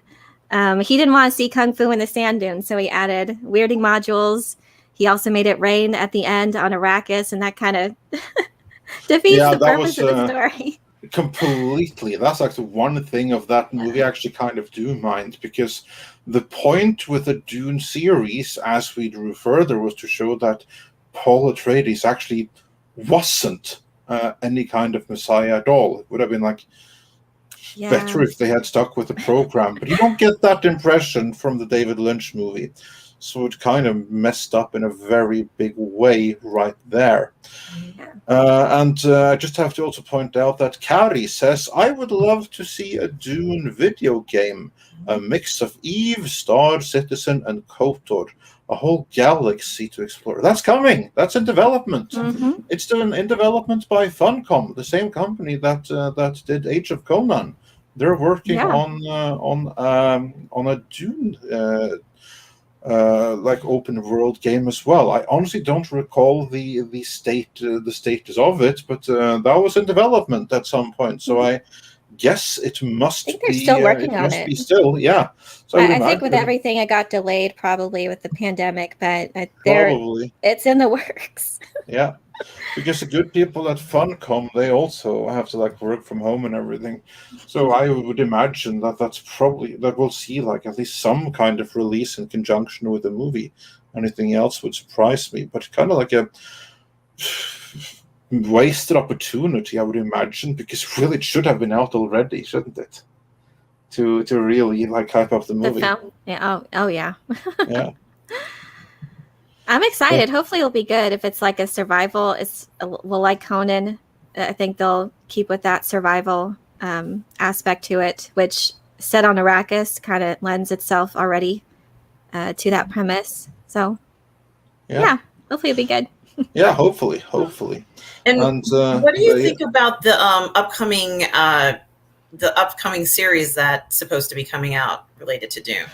Yeah, the one we just spoke about before you came out, the Dune: The Sisterhood on HBO Max that just got a new showrunner, a showrunner in Diane Ademu-John.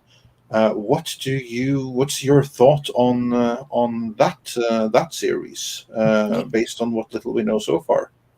Yeah, actually, I was starting to work on that as well when we got the news. I was like, oh, right, this is still happening. We hadn't heard anything until November 2019. I will say I'm more cautious when it comes to this, only because I'm not sure about her knowledge about Dune. I think is going to be so integral, because it doesn't seem like they're going to be going strictly from any of the novels. I think just mostly about the universe itself. There is the Sisterhood of Dune. That's a novel that Brian Herbert and Kevin J. Anderson did, but that was like set like in the early stages of the Bene Gesserit. I don't think they're going to go that far back, since they want to connect it to the film. So like how far back, I have no idea, but I do like the idea of it, because when you just see the film or just a visual interpretation of what's going on in the events of Dune, you need to really dig deep into what the Bene Gesserit are, like how much power and influence they hold. It's very interesting. There's so many aspects to their organization that are mysterious and that may be lost over the course of a short film. But yeah, the Missionaria Protectiva, the religious engineering that they do, the whole process of how they become just masters of their body and mind, and it's very interesting. But it's also like all done behind the scenes, because they can't really reveal how much power that they hold over these influential figures. So there's super intriguing. And it would be nice to get a little window into that, the inner workings of it. But again, like, you'd need to have intimate knowledge of the universe, backwards and forwards. So I would just like to know more about like her knowledge of Dune. And I know that Denis Villeneuve is still involved in directing the pilot and executive producing, and Brian Herbert and Kevin J. Anderson are still executive producing. So I'm sure their experience and knowledge will be invaluable. But yeah, just still more cautiously optimistic that I wish we would just hear news about the sequel getting greenlit. But at least this is a good sign that the franchise as a whole is like moving forward, and hopefully we'll get news about that sequel here soon too. But yeah, just just more cautious, I would say, about the series then. But hopefully it'll be good. I don't know. Yeah, I hope so too. And we know very little about the story so far, and I think it probably went through some story changes. But what I would like to believe, and this is just like my guessing here, but I would guess that a reason to go with the Bene Gesserit is that way you can actually do it a family saga, so that you can follow the story across generations and from period to period, doing more of the Brian Herbert and Kevin J. Anderson books along the way. And they're both listed as producers, so I'm pretty sure they will be fighting to get more of their work in there, because that's going to be like more credit and more, like how shall we put it? Credit and actual currency going their way for using their stories. So I think they would be very inclined to go with their previous work, perhaps even more so than Frank Herbert's work for that series. Yeah, I mean, I am glad that more attention is being brought to this property anyways. This might be everyone's first introduction to Dune itself. And I know a lot of people who watched the David Lynch version, like that was their first introduction, or the miniseries. So either way, I like that Frank Herbert's world is getting more attention, and that people are reading these epic stories. So yeah, at the end of the day, we always have that. That is indeed always a good thing. That is going to bring more attention to the books, no matter what. And also Thanos 2024. That's not him. He says welcome to 6, but welcome to both of you. Chat just moves here. But Thanos 2024 says in 10,000 plus years, wouldn't we all be beige? Well, actually, that's a common misunderstanding. But the movie doesn't, or the Dune doesn't take place 10,000 years into the future. It takes place 20,000 years into the future. Many people say have that misunderstanding because of the 1984 movie, because there Virginia Madsen says in the opening, "Know then that it's the year 10,000 something." But that calendar begins not from the birth of Christ, but from the formation of the Spacing Guild, which is 10,000 years after our time, so roughly 20,000 years into the future. That's quite a cool scale right there. I just thought that was worth pointing out. Yes. And Elaine, I wanted to ask you, what did you think about the TV series, the Dune TV series? In terms of its accuracy, I guess, and able to depict the themes and the story, I think it did a better job in presenting the story of Dune. They actually had more time to develop it, so that probably helped as well.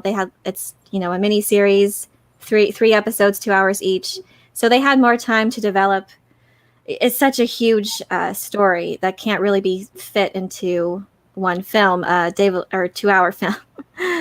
So that it had that going for it. But I thought it did really a decent job. There were some performances that left a little to be desired, but some I really liked. I liked the Baron in that, and he was so good. That's the best Baron to date.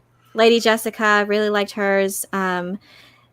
It leaves you wanting more though, because there's still more to develop. As far as like Duncan Idaho is my favorite character, and both adaptations really diminish his contribution to the story.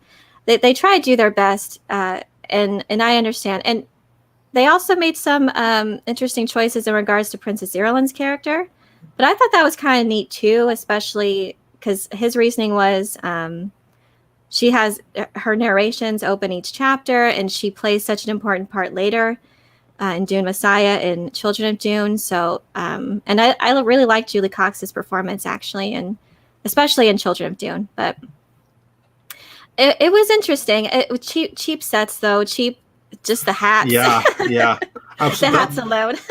Yeah, to me that was like the issue with that series, because very like the stage script. Play. Exactly.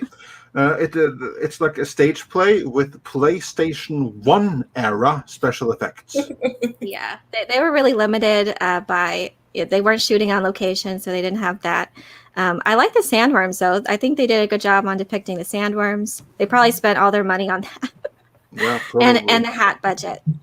And lights, because that's like the thing that the lights that they use were like really strong and overpowering, so you can really tell that the ambition was greater than the ability to execute on that particular project. But I do respect that it was, as you say, a miniseries. Yeah, and in terms of the story, I think they did a better job. Yeah, because you had 3 episodes of an hour and a half each, so that's a total of almost 5 hours worth of story time. So you can do especially a lot with a 2-year time jump in there too. It's that's hard to fit into just one film. Also, exactly, and that's one thing that I like about this movie right here. That is where this movie is going to end. Spoiler alert: is by the time jump, and then the sequel is going to, if there is a sequel. It will then take place after the time jump, and by that time, the lead actors, and they are at an age right now, all of them, like both Zendaya and Chalamet, they're at an age where like 3-4 years in real time, and that's what it's going to be between them having filmed the original movie and them beginning to film the next one, if there is one. They will have matured up considerably in that time. But do you think that there's going to be a sequel in light of it's not going to reach the potential at the box office that it was kind of like scaled for from a financial perspective? Do you think that's going to prevent the powers that be from making a sequel? Me? Yeah, you. I'm sorry. Yeah. I do think so. It's a factor because we haven't heard an announcement yet. I think they felt that maybe Dune was just such a niche thing that they just wanted to see how this film did. But at the same time, like they greenlit a series, and probably an expensive series that it would be. So like, why can't you just finish the finish the film first, have the complete story of Dune before you like think about other projects? So that's my feelings. But I do have hope, actually. I think, from what I've heard from those that aren't familiar with Dune, they seem super excited about this film. I think it has just amazing star power, a lot of familiar faces. And I think people are ready to see like a giant epic story. I think it really feels like it's this moment in cinematic history not to be missed. Yeah. It really gives off that impression. Like I would see it in like countless times in theaters, however much I could. But yeah, I think people are ready for that. It will be released like in other countries, like probably a month before it's even out on HBO Max. Like some are seeing it September 15th in other countries and only in cinemas. So it will have that leg up there. I'm it will be released right in China now when I can see it. But yeah, sorry, carry on. It'll be released in China, and yeah, I think it has lots of international appeal. And considering, yes, it will be released almost like, or will be seen, at least its worldwide premiere September 3rd in Venice. And they'll have that Toronto International Film Festival not long after. There's going to be a lot of talk about it, a lot of hype. And hopefully that will be enough to get people into the theaters to see it. I'm sure people will see it who really want to see it in theaters will. And if they want to see it multiple times, we'll probably get HBO Max if they have it in their country. And that's another thing, too. A lot of countries don't have HBO Max available. So I think that's why they're just showing it to them first, maybe. That's part of it. And some places where they don't have HBO Max, there are other local parties that they have like a license agreement with. That's actually part of the reason why they can't launch HBO Max worldwide until like 2025. Because that's the time when all of the contracts that they have in all territories will be expired, because they have exclusive content sharing agreements, which means they can't open HBO Max in some territories. But when was it you said that it was coming to HBO Max? It's October 22nd. Yeah, for and sure. when Yeah, is it coming in theaters in the US? same day, I believe. Yeah, domestically, it's the same day. Theaters and HBO Max, October 22nd. A lot of other countries will have already seen it for like maybe a month. You might so get it's it mine. I've checked now. It opens here in Norway on September 15th. if they allow them to do the 7 o'clock showings on the 21st. Then some people can get a jump on it and see it in theaters a little earlier, because they did for Wonder Woman and a couple of all the other movies they've done, but it's only by a few hours. So yeah. So if you're lucky keep enough, an eye on it. yeah. And maybe it'll change. Who knows? Yeah, I doubt it at this point. The way they've been ramping up the advertising with it, I'm willing to. I think they just paid Legendary off. I think they wrote him a big ass check for like $100 million, and that was it. Did some renegotiating there. That was a movie that they really fought on behind the scenes there. Absolutely, I can understand. Yeah. As long as it breaks even, I think they'll be ready to greenlight a sequel, unless it's like a huge bomb at the box office, which I can't see it being like a John Carter. I just can't. This is epic source material. Well, of course, John Carter is epic that was source also, material, but I will say there was something terribly wrong with the execution of that. Yeah. I just can't see that same thing happening. So I think even if it does break even, I think they'll be ready to greenlight the sequel, and I am optimistic that it will at least do that. Yeah.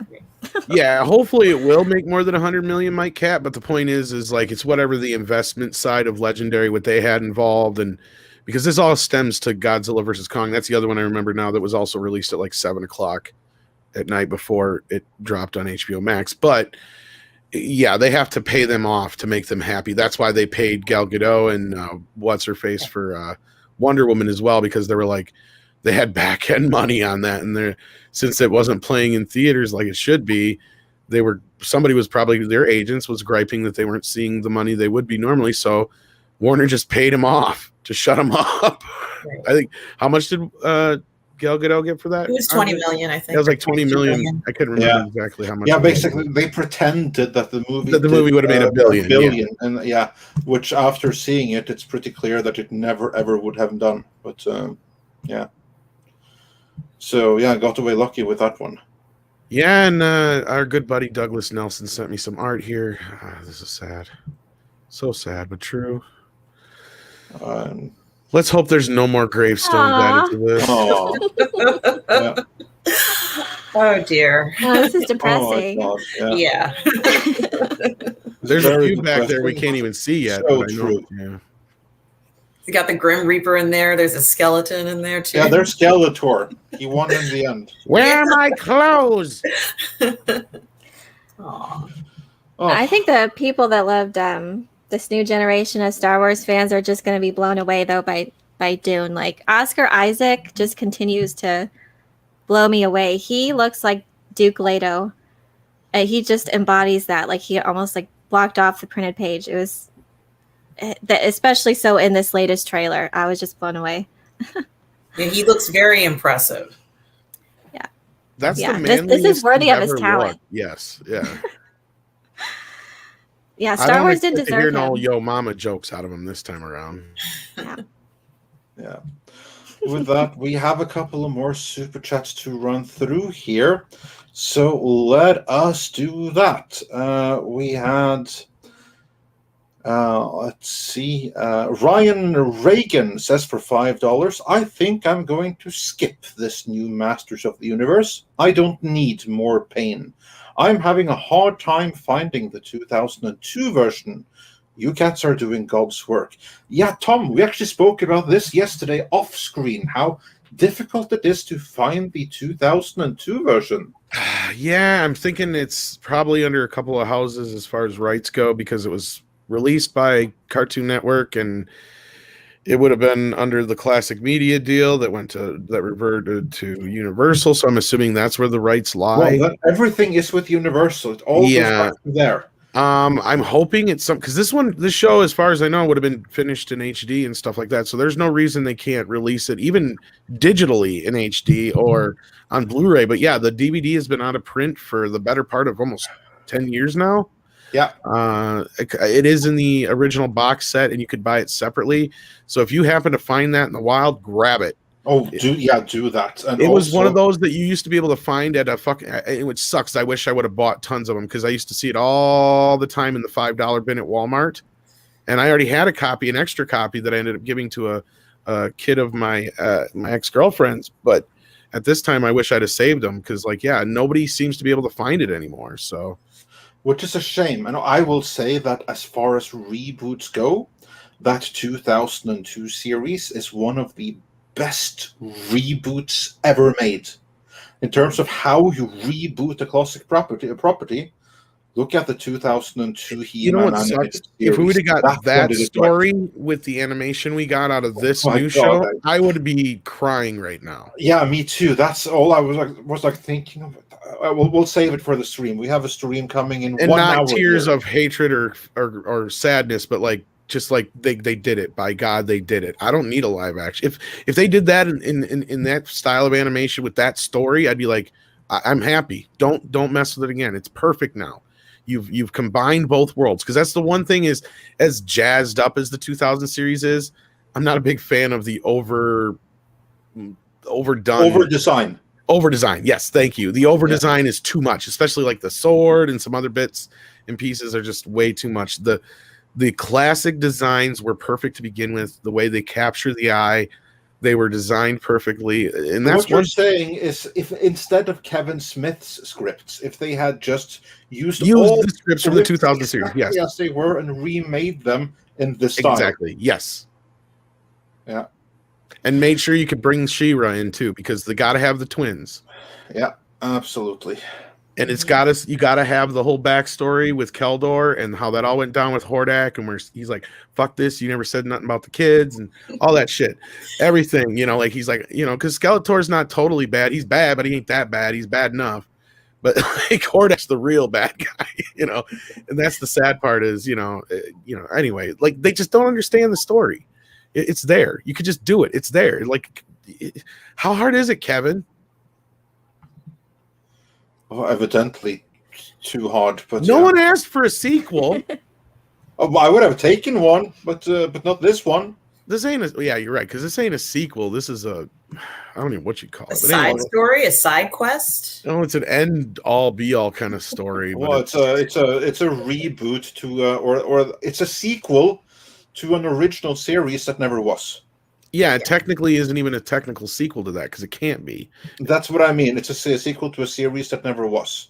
Imagine that this thing here had an original series in the 80s, just this one. That's what this is a sequel to. It's like an imaginary thing. Well, and that's the Mike Cat. You just grabbed one of the struggles in the story. Keldor is technically rightfully the ruler, but as Skeletor, he shouldn't be, and that's why he failed. And Alex Ashgan, yes, it's a spiritual sequel, as Kevin Smith has done a lot of mop work in the last week to clean that up. It's because even the reviews are still saying it's a direct sequel. Like, they literally say direct sequel to the original. Yeah, but that's the reviews. I know. Talking about. You can completely ignore that. But that's what they wanted. Yeah, that's the impression they wanted to put out there. Sadly, they got busted for it.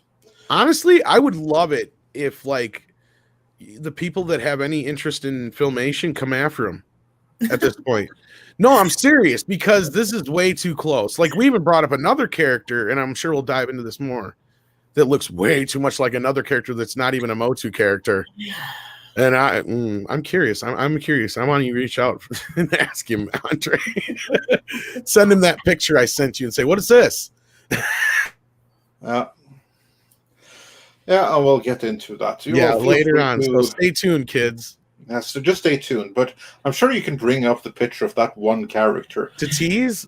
To tease, and I will, and keep in mind all our previous Conan coverage in mind. Well, now, you kind of gave it away, but well, it's okay. But I'm glad that you're. I want to know if Elaine agrees with what this picture looks like. Who does that look like to you? Her? What? I have no idea what I'm looking at. Is that He-Man in the middle? The blonde It's hair? a very tiny picture on the screen there, but yeah, that's Adam. That's Prince Right. Adam. What does the character to the left of Prince Adam look like to you? Conan the Barbarian? No. I literally know nothing about this property. I'm Conan. sorry. That looks just like Conan, not just just There we go. like Conan the Barbarian. That's Who's he supposed to one. be? Well, No. it's not supposed to be. It just looks exactly like him. It's like instead of George Lucas going to sue somebody, I think Frederick Malmberg going to sue somebody. Animation today needs some work. I don't know. And some of these properties, some animators just don't know what to do. Conan all the way to the armlet. Exactly. Like even the skull, fucking necklace, and the helmet, everything. 100% Conan. And I literally know nothing. I'm like, yeah, that's what my first guess would be. Yeah, it's Arnold. Yes. It's a good guess because that's what it looks like. Sadly, that looks more like the real Conan than Arnold did in the fucking movie. Yeah. Absolutely it did. Yeah. So I can't believe, and again, they're not, nobody's suing anybody that I know. I'm just joking around, but I honestly, if I was Frederick. Well, the problem is that they Am I tried not that once already in the 80s and they failed. And But this is almost like tempting fucking fate, Andre. Yeah, they're just taking the piss at this point. But yeah, That's like putting a on character in with, there that looks just like Batman and saying, it's Birdman. Yeah, that's kind of exactly what it is. That's kind of exactly what it is, yeah. Try and get that. I mean, you can't, even Elaine, who isn't even that up to everything on Conan, she saw it and said, it looks like Conan. I know what Conan looks like. Exactly. And I mean, it's not even like it's a facsimile at all. Like, it's fucking Conan. I could have drawn that. Yeah. My jaw hit the floor when I fucking saw that shit. I'm like, how the hell did they get away with that? Yeah, pretty much. And then moving on with the super chats. Let's see where we were. Troy Pacelli said for $5, I am excited about Dune. Not excited that streaming will nix cinema and thus undermine chances of getting part 2. Happy Friday, everyone. Happy Friday to you. Yeah. And I like what Shadow Z455 says here. 2002 version of Adam doesn't look as twinky as this one. He actually trained with Teela and Man-at-Arms. Yes, he actually has a very good story through line because he's trying to prove himself not as... Because that's the thing, is he almost hates the idea that everybody, thinks of Adam in the way they do. Like, he wants to prove himself. And they kind of carry that little bit into this series, but not enough. I mean, and that's the kind of weird thing, is this version of Adam is almost kind of like an amalgamation of the two. Because Adam from the original series is just old school Clark Kent. He's just there to be there. He doesn't do anything. He just kind of hangs out and he plays the part. You know what I mean? Like, in the 2000 series, though, he's a little bit more, got a lot more depth. Anyway, Andre, go on. Yeah, and then we have Cedar Stuff, who says for £5 episode 1 was great, including some fantastic art. Middle 3 a little weak, and SMG is terrible, but ended strongly. Lena Headey was a great Lenny. She was wonderful. Evil Lynn was she was the highlight. She was the best voice cast of them all, almost, apart from Mossman, who was the voice of the original Mossman, who was also Skeletor, namely Alan Oppenheimer. And V Sylvester sent us a $5 super sticker of pink guy with the captain hat, so thanks for that. Joel Rice says for €5, I feel Andre's pain.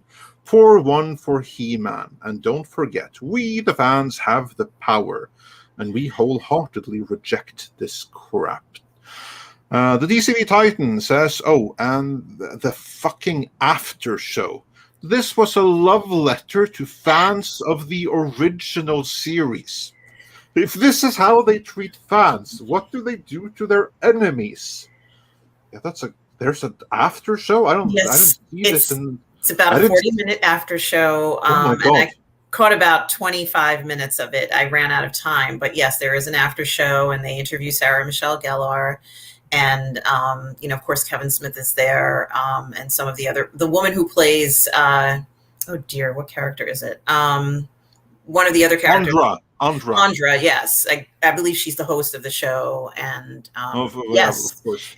The interview that Sarah Michelle Gellar gives is not too different from what you had reported in another vlog you made about the show initially, where Sarah Michelle Gellar talks about how the original cartoon was made for boys or geared towards boys in her comments. And so we see that again in this particular after show, where she talks about that and how it's great now that, things are different with this particular series in her comments. So yeah, that's how it starts off.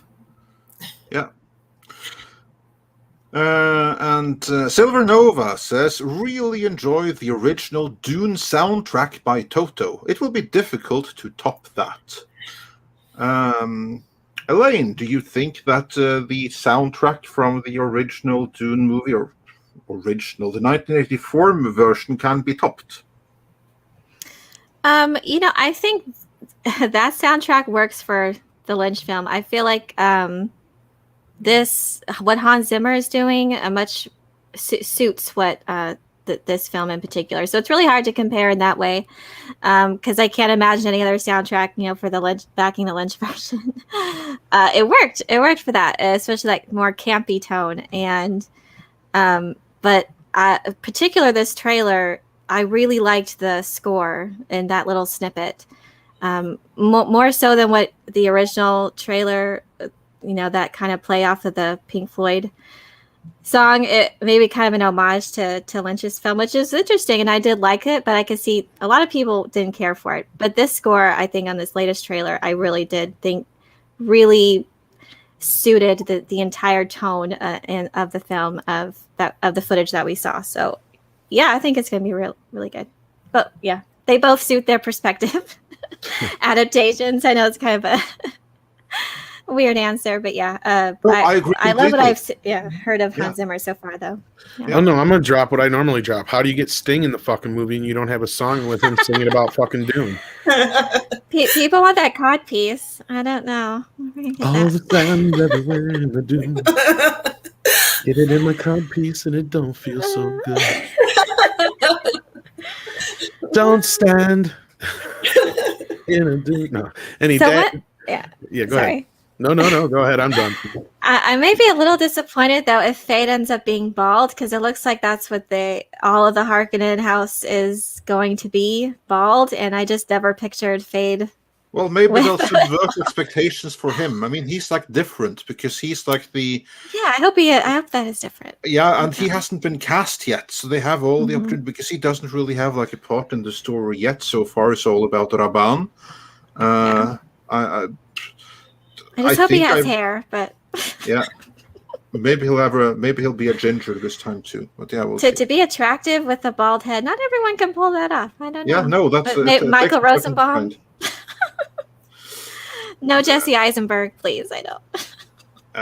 Well, Michael Rosenbaum 20 years ago, you mean?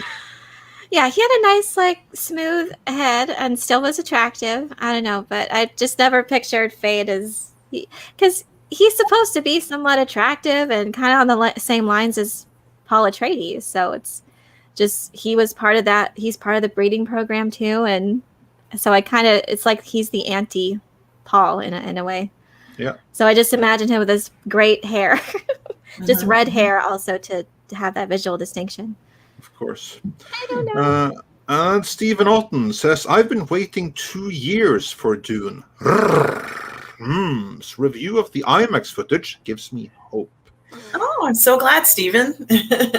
And Dash D's also says, dang. Wish I could get a lovely lady that excited. So glad you loved it.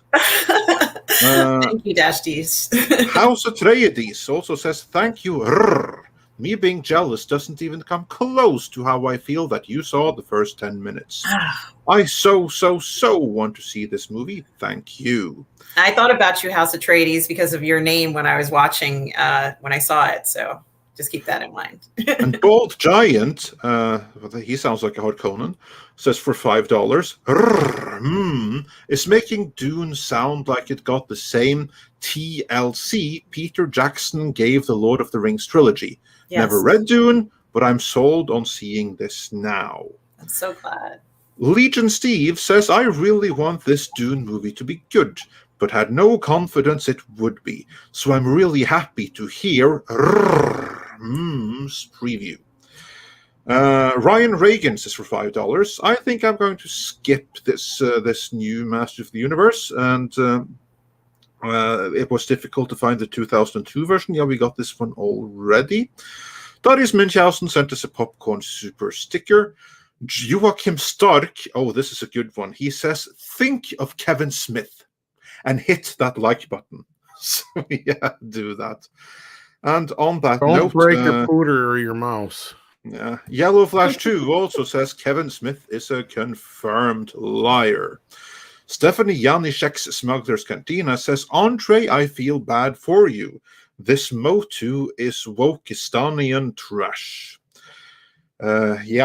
I think I'm giving my local brewery a lot of support. Oh, Kevin can't even stay off the fucking internet when he's working.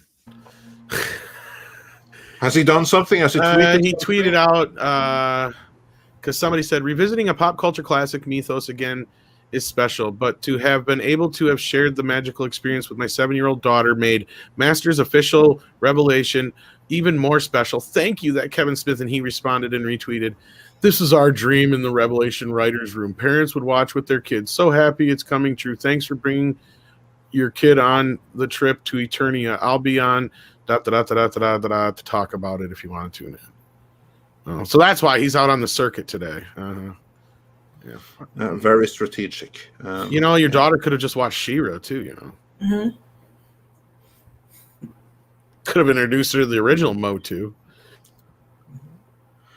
Well, hopefully many people will rediscover that now. Such a shame that Hallmark prevented that ever from getting a high-definition release. Yeah, I hope somewhere in a vault, in some random TV station in like Uzbekistan, somebody's got all the prints in 16 millimeter just sitting there. Someday we'll find them. Yeah, I hope so. Matthew Sturgis says for $14.99. Whoa, thank you so much. Ever seen Samurai Champloo?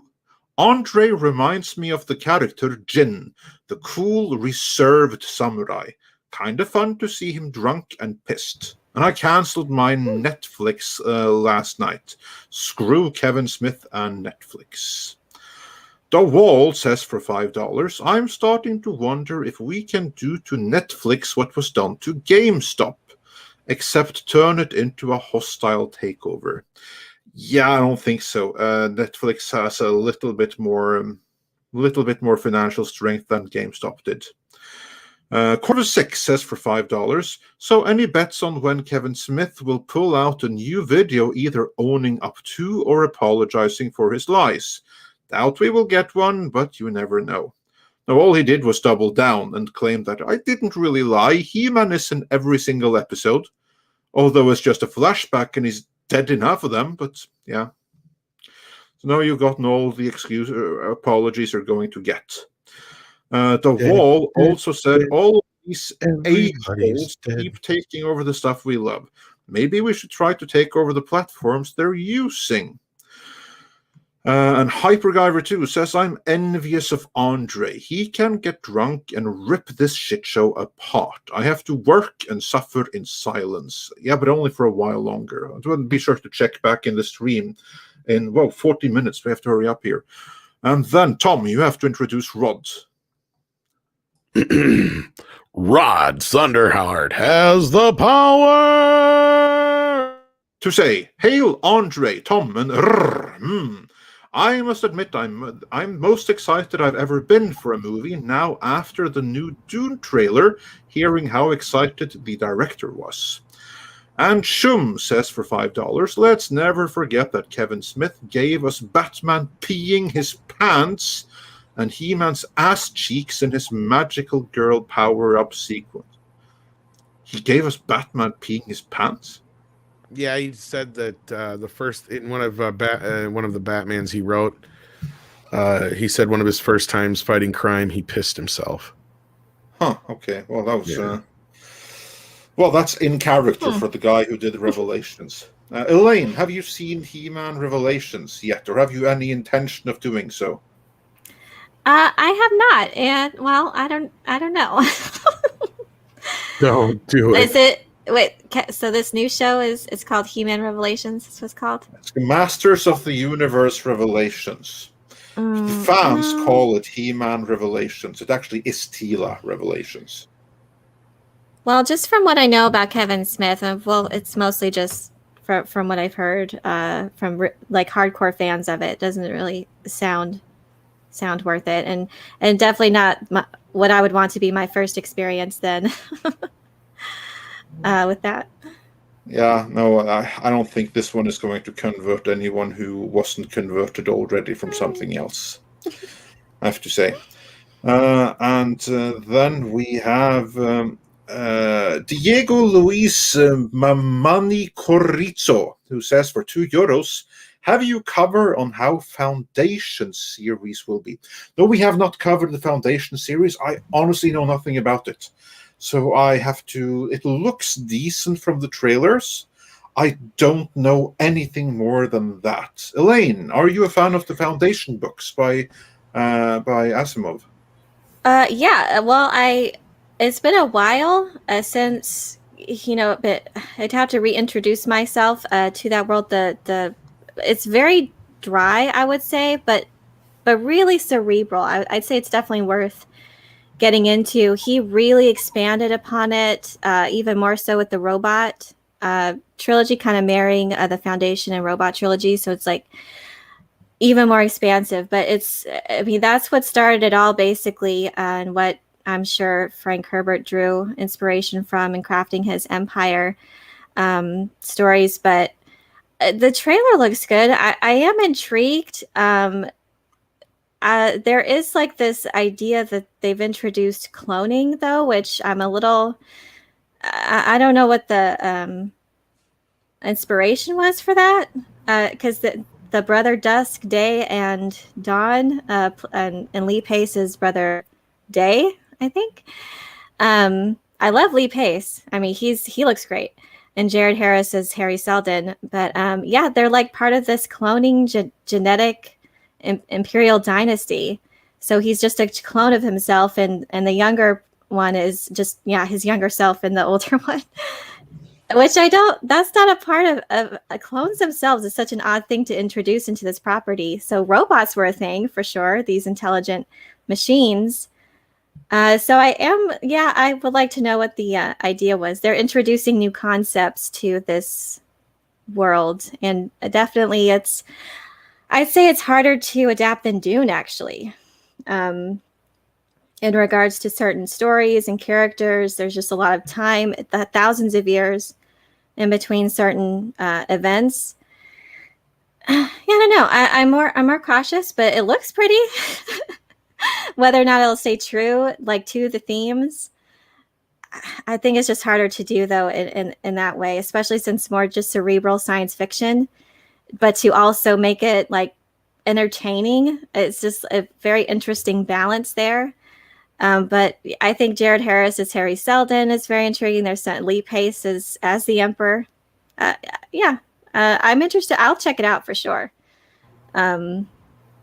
It's just really hard to say what they have planned. It's going to be different. There's going to be more action.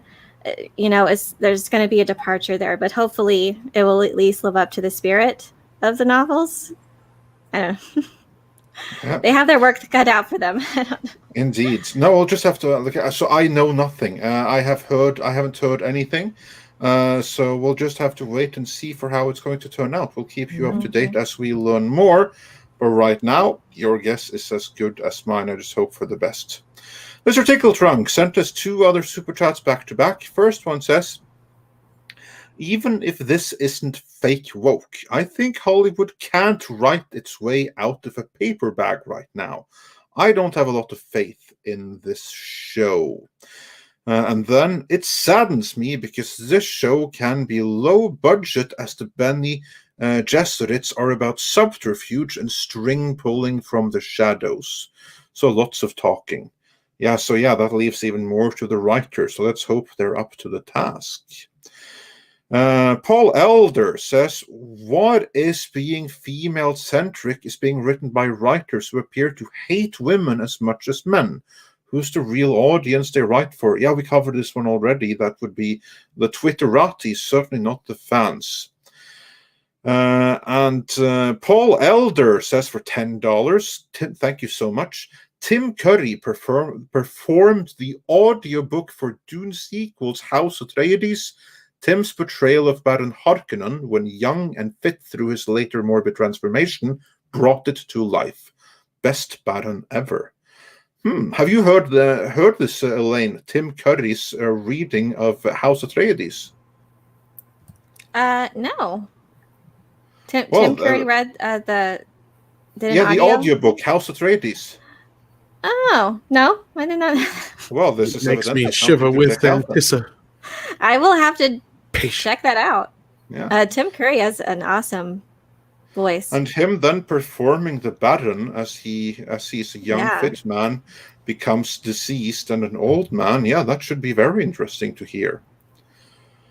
And then Dash D says for $5 Canadian, Tom and Andre, I've warned you before. This deadpan fence sitting just won't fly. For God's sakes, form an opinion. This is the most emotional Andre's ever. Oh, that's the joke. Never mind. Yeah, kind of. I know. The Last Millennial says for $9.99. Haha, I just watched Grace Randolph's He-Man review. I literally was at the part where she said Evelyn was the worst voice. And then I come here, only for the first thing I hear is Andre say she's the best part. Yeah, I think she did good, but I agree with Grace Randolph that the problem with this is that there's two major subversions of expectations in the worst possible way, and there's an absolute lack of male characters, both leads and supporting. So I agree with her completely on that. In terms of voice work, I would say that, Teela's voice is the worst one. Of course, it fit, because she's written as an unlikable character, and the voice actress really makes her unlikable. At least in my opinion. Primark Vulcan says for $4.99, if Hans Zimmer is doing the score, be prepared for 2 hours of, and then he's imitating the Inception horn. We'll see. And Joachim Stark says, breaking news, Justin Bieber cast as Feyd-Rautha. Don't even joke about that. That actually, don't even joke about that. That could happen. I mean, if you think about it, every single iteration, well, not the miniseries, but certainly every previous movie have either tried for or gone with a pop star. I'll just get Sting again. Before David Lynch landed Sting, you had Jodorowsky who wanted Mick Jagger for that role. Mm-hmm. Yeah, I don't. And then finally we have Master Clockwork saying, so who wants to make the video of Kevin Smith crying to negative MOTU comments? He's in La La Land pretending it's not happening. Yeah, must be. That's what I can tell from Twitter already. And I don't know, I'll do some digging. Good times. With that, though, we are actually fully caught up. Oh, and we do have another stream in exactly 30 minutes. Yes, we do. So everyone, be sure to come back here to this channel in 30 minutes, because that is when we have our exclusive Teela and the Mistresses of the Universe Revelations full spoilerific wake struggle session and recovery session. Bring your own drinks. Nah, he's just being a shill today. And also, Jesus Davila, it's one L, says for $20. Thank you so much. I can't bring it up on screen now. There it came. Andre, get yourself an ice cold beverage on me. Yeah, that's why we have to end it right now, so I have time to go and refill drinks before the Yeah, he's stream. got to slam a Get a couple. picture. If I didn't have a lot to do later, I might even join you. Yeah. Oh, you do have a lot to do later because you have Friday Night Lights, plus I have a review, Of course. analysis of what the hell went. Yeah, of course. What do you expect here? With that, though, I want to say thank you to our 2 esteemed guests today. First, valued member of our community, thank you for dropping in this Saturday as well, and for sharing your opinions on the Dune preview. Most appreciated. You're welcome. Thank you for having me. Yes. And also Elaine from Nerd Cookies. Thanks for joining us. We, of course, have already put the link to where you can be found in the description.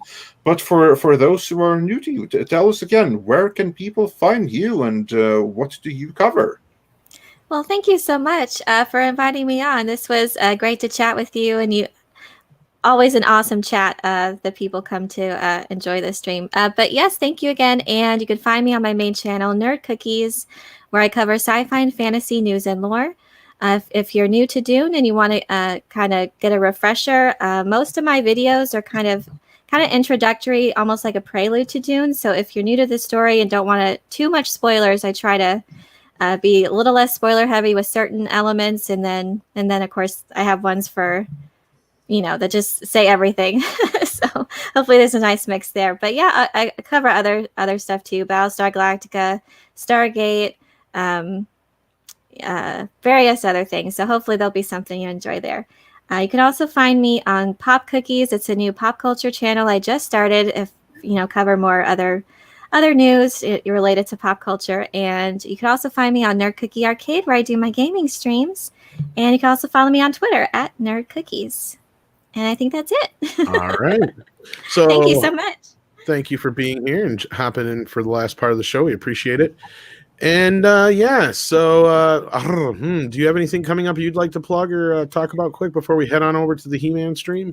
Just tonight, I'll be streaming on the Burn Network, and it's the Midnight Metal Show, which is at 12 p.m. Pacific Standard Time tonight. Yeah. Do you know if I'll be on there? I don't know. Should I? He's asked I don't know. We'll see. I think he forgot. Considering everything that I am that I've already consumed, and I'm about to continue consuming over the course of the He-Man stream, I may not be capable of joining any kind of stream. If I'm awake, midnight. maybe if he wants me, because he's brought it up twice, but I think he forgets every time.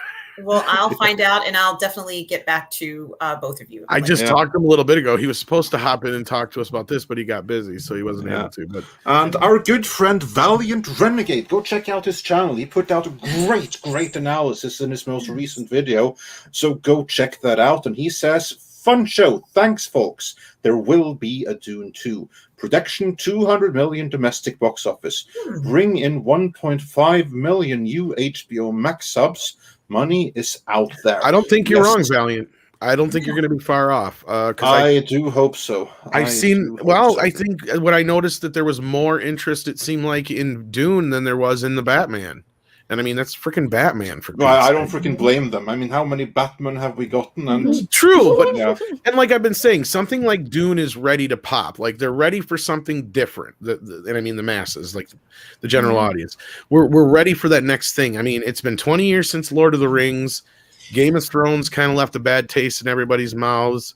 Star Wars is gone. Sci-fi has kind of run its kind of cycle now. The superhero thing is in a lull. It's time for something like Dune to come in and be the thing that gets everybody back into theaters. Yes. And possibly, it could be good. I hope it is. Fingers crossed. Let's hope so. And also in the if you look at the screen there, we have the link to the Teela and the Masters of the Universe Revelation spoilerific live recovery stream, which begins in now less than half an hour. Not exactly who's going to be there. We know that Lorena Creole is coming, and then whoever else is showing up, we'll see. I know there's a lot of really angry people out there. So yeah, be sure to check out for that. We won't we'll be off before FNT begins, but we have to share our feelings on this one. It's good to share, especially in cases like this. With that though, until we'll try then, not to everyone, overlap too much anyway. Because thanks for joining us. And Tom, do you have some marsupials in? Well, they've got a lot of fucks to give today, but I guess we'll do them anyway. Koalas in the rain, koalas in the rain, no fucks given. Koalas in the rain.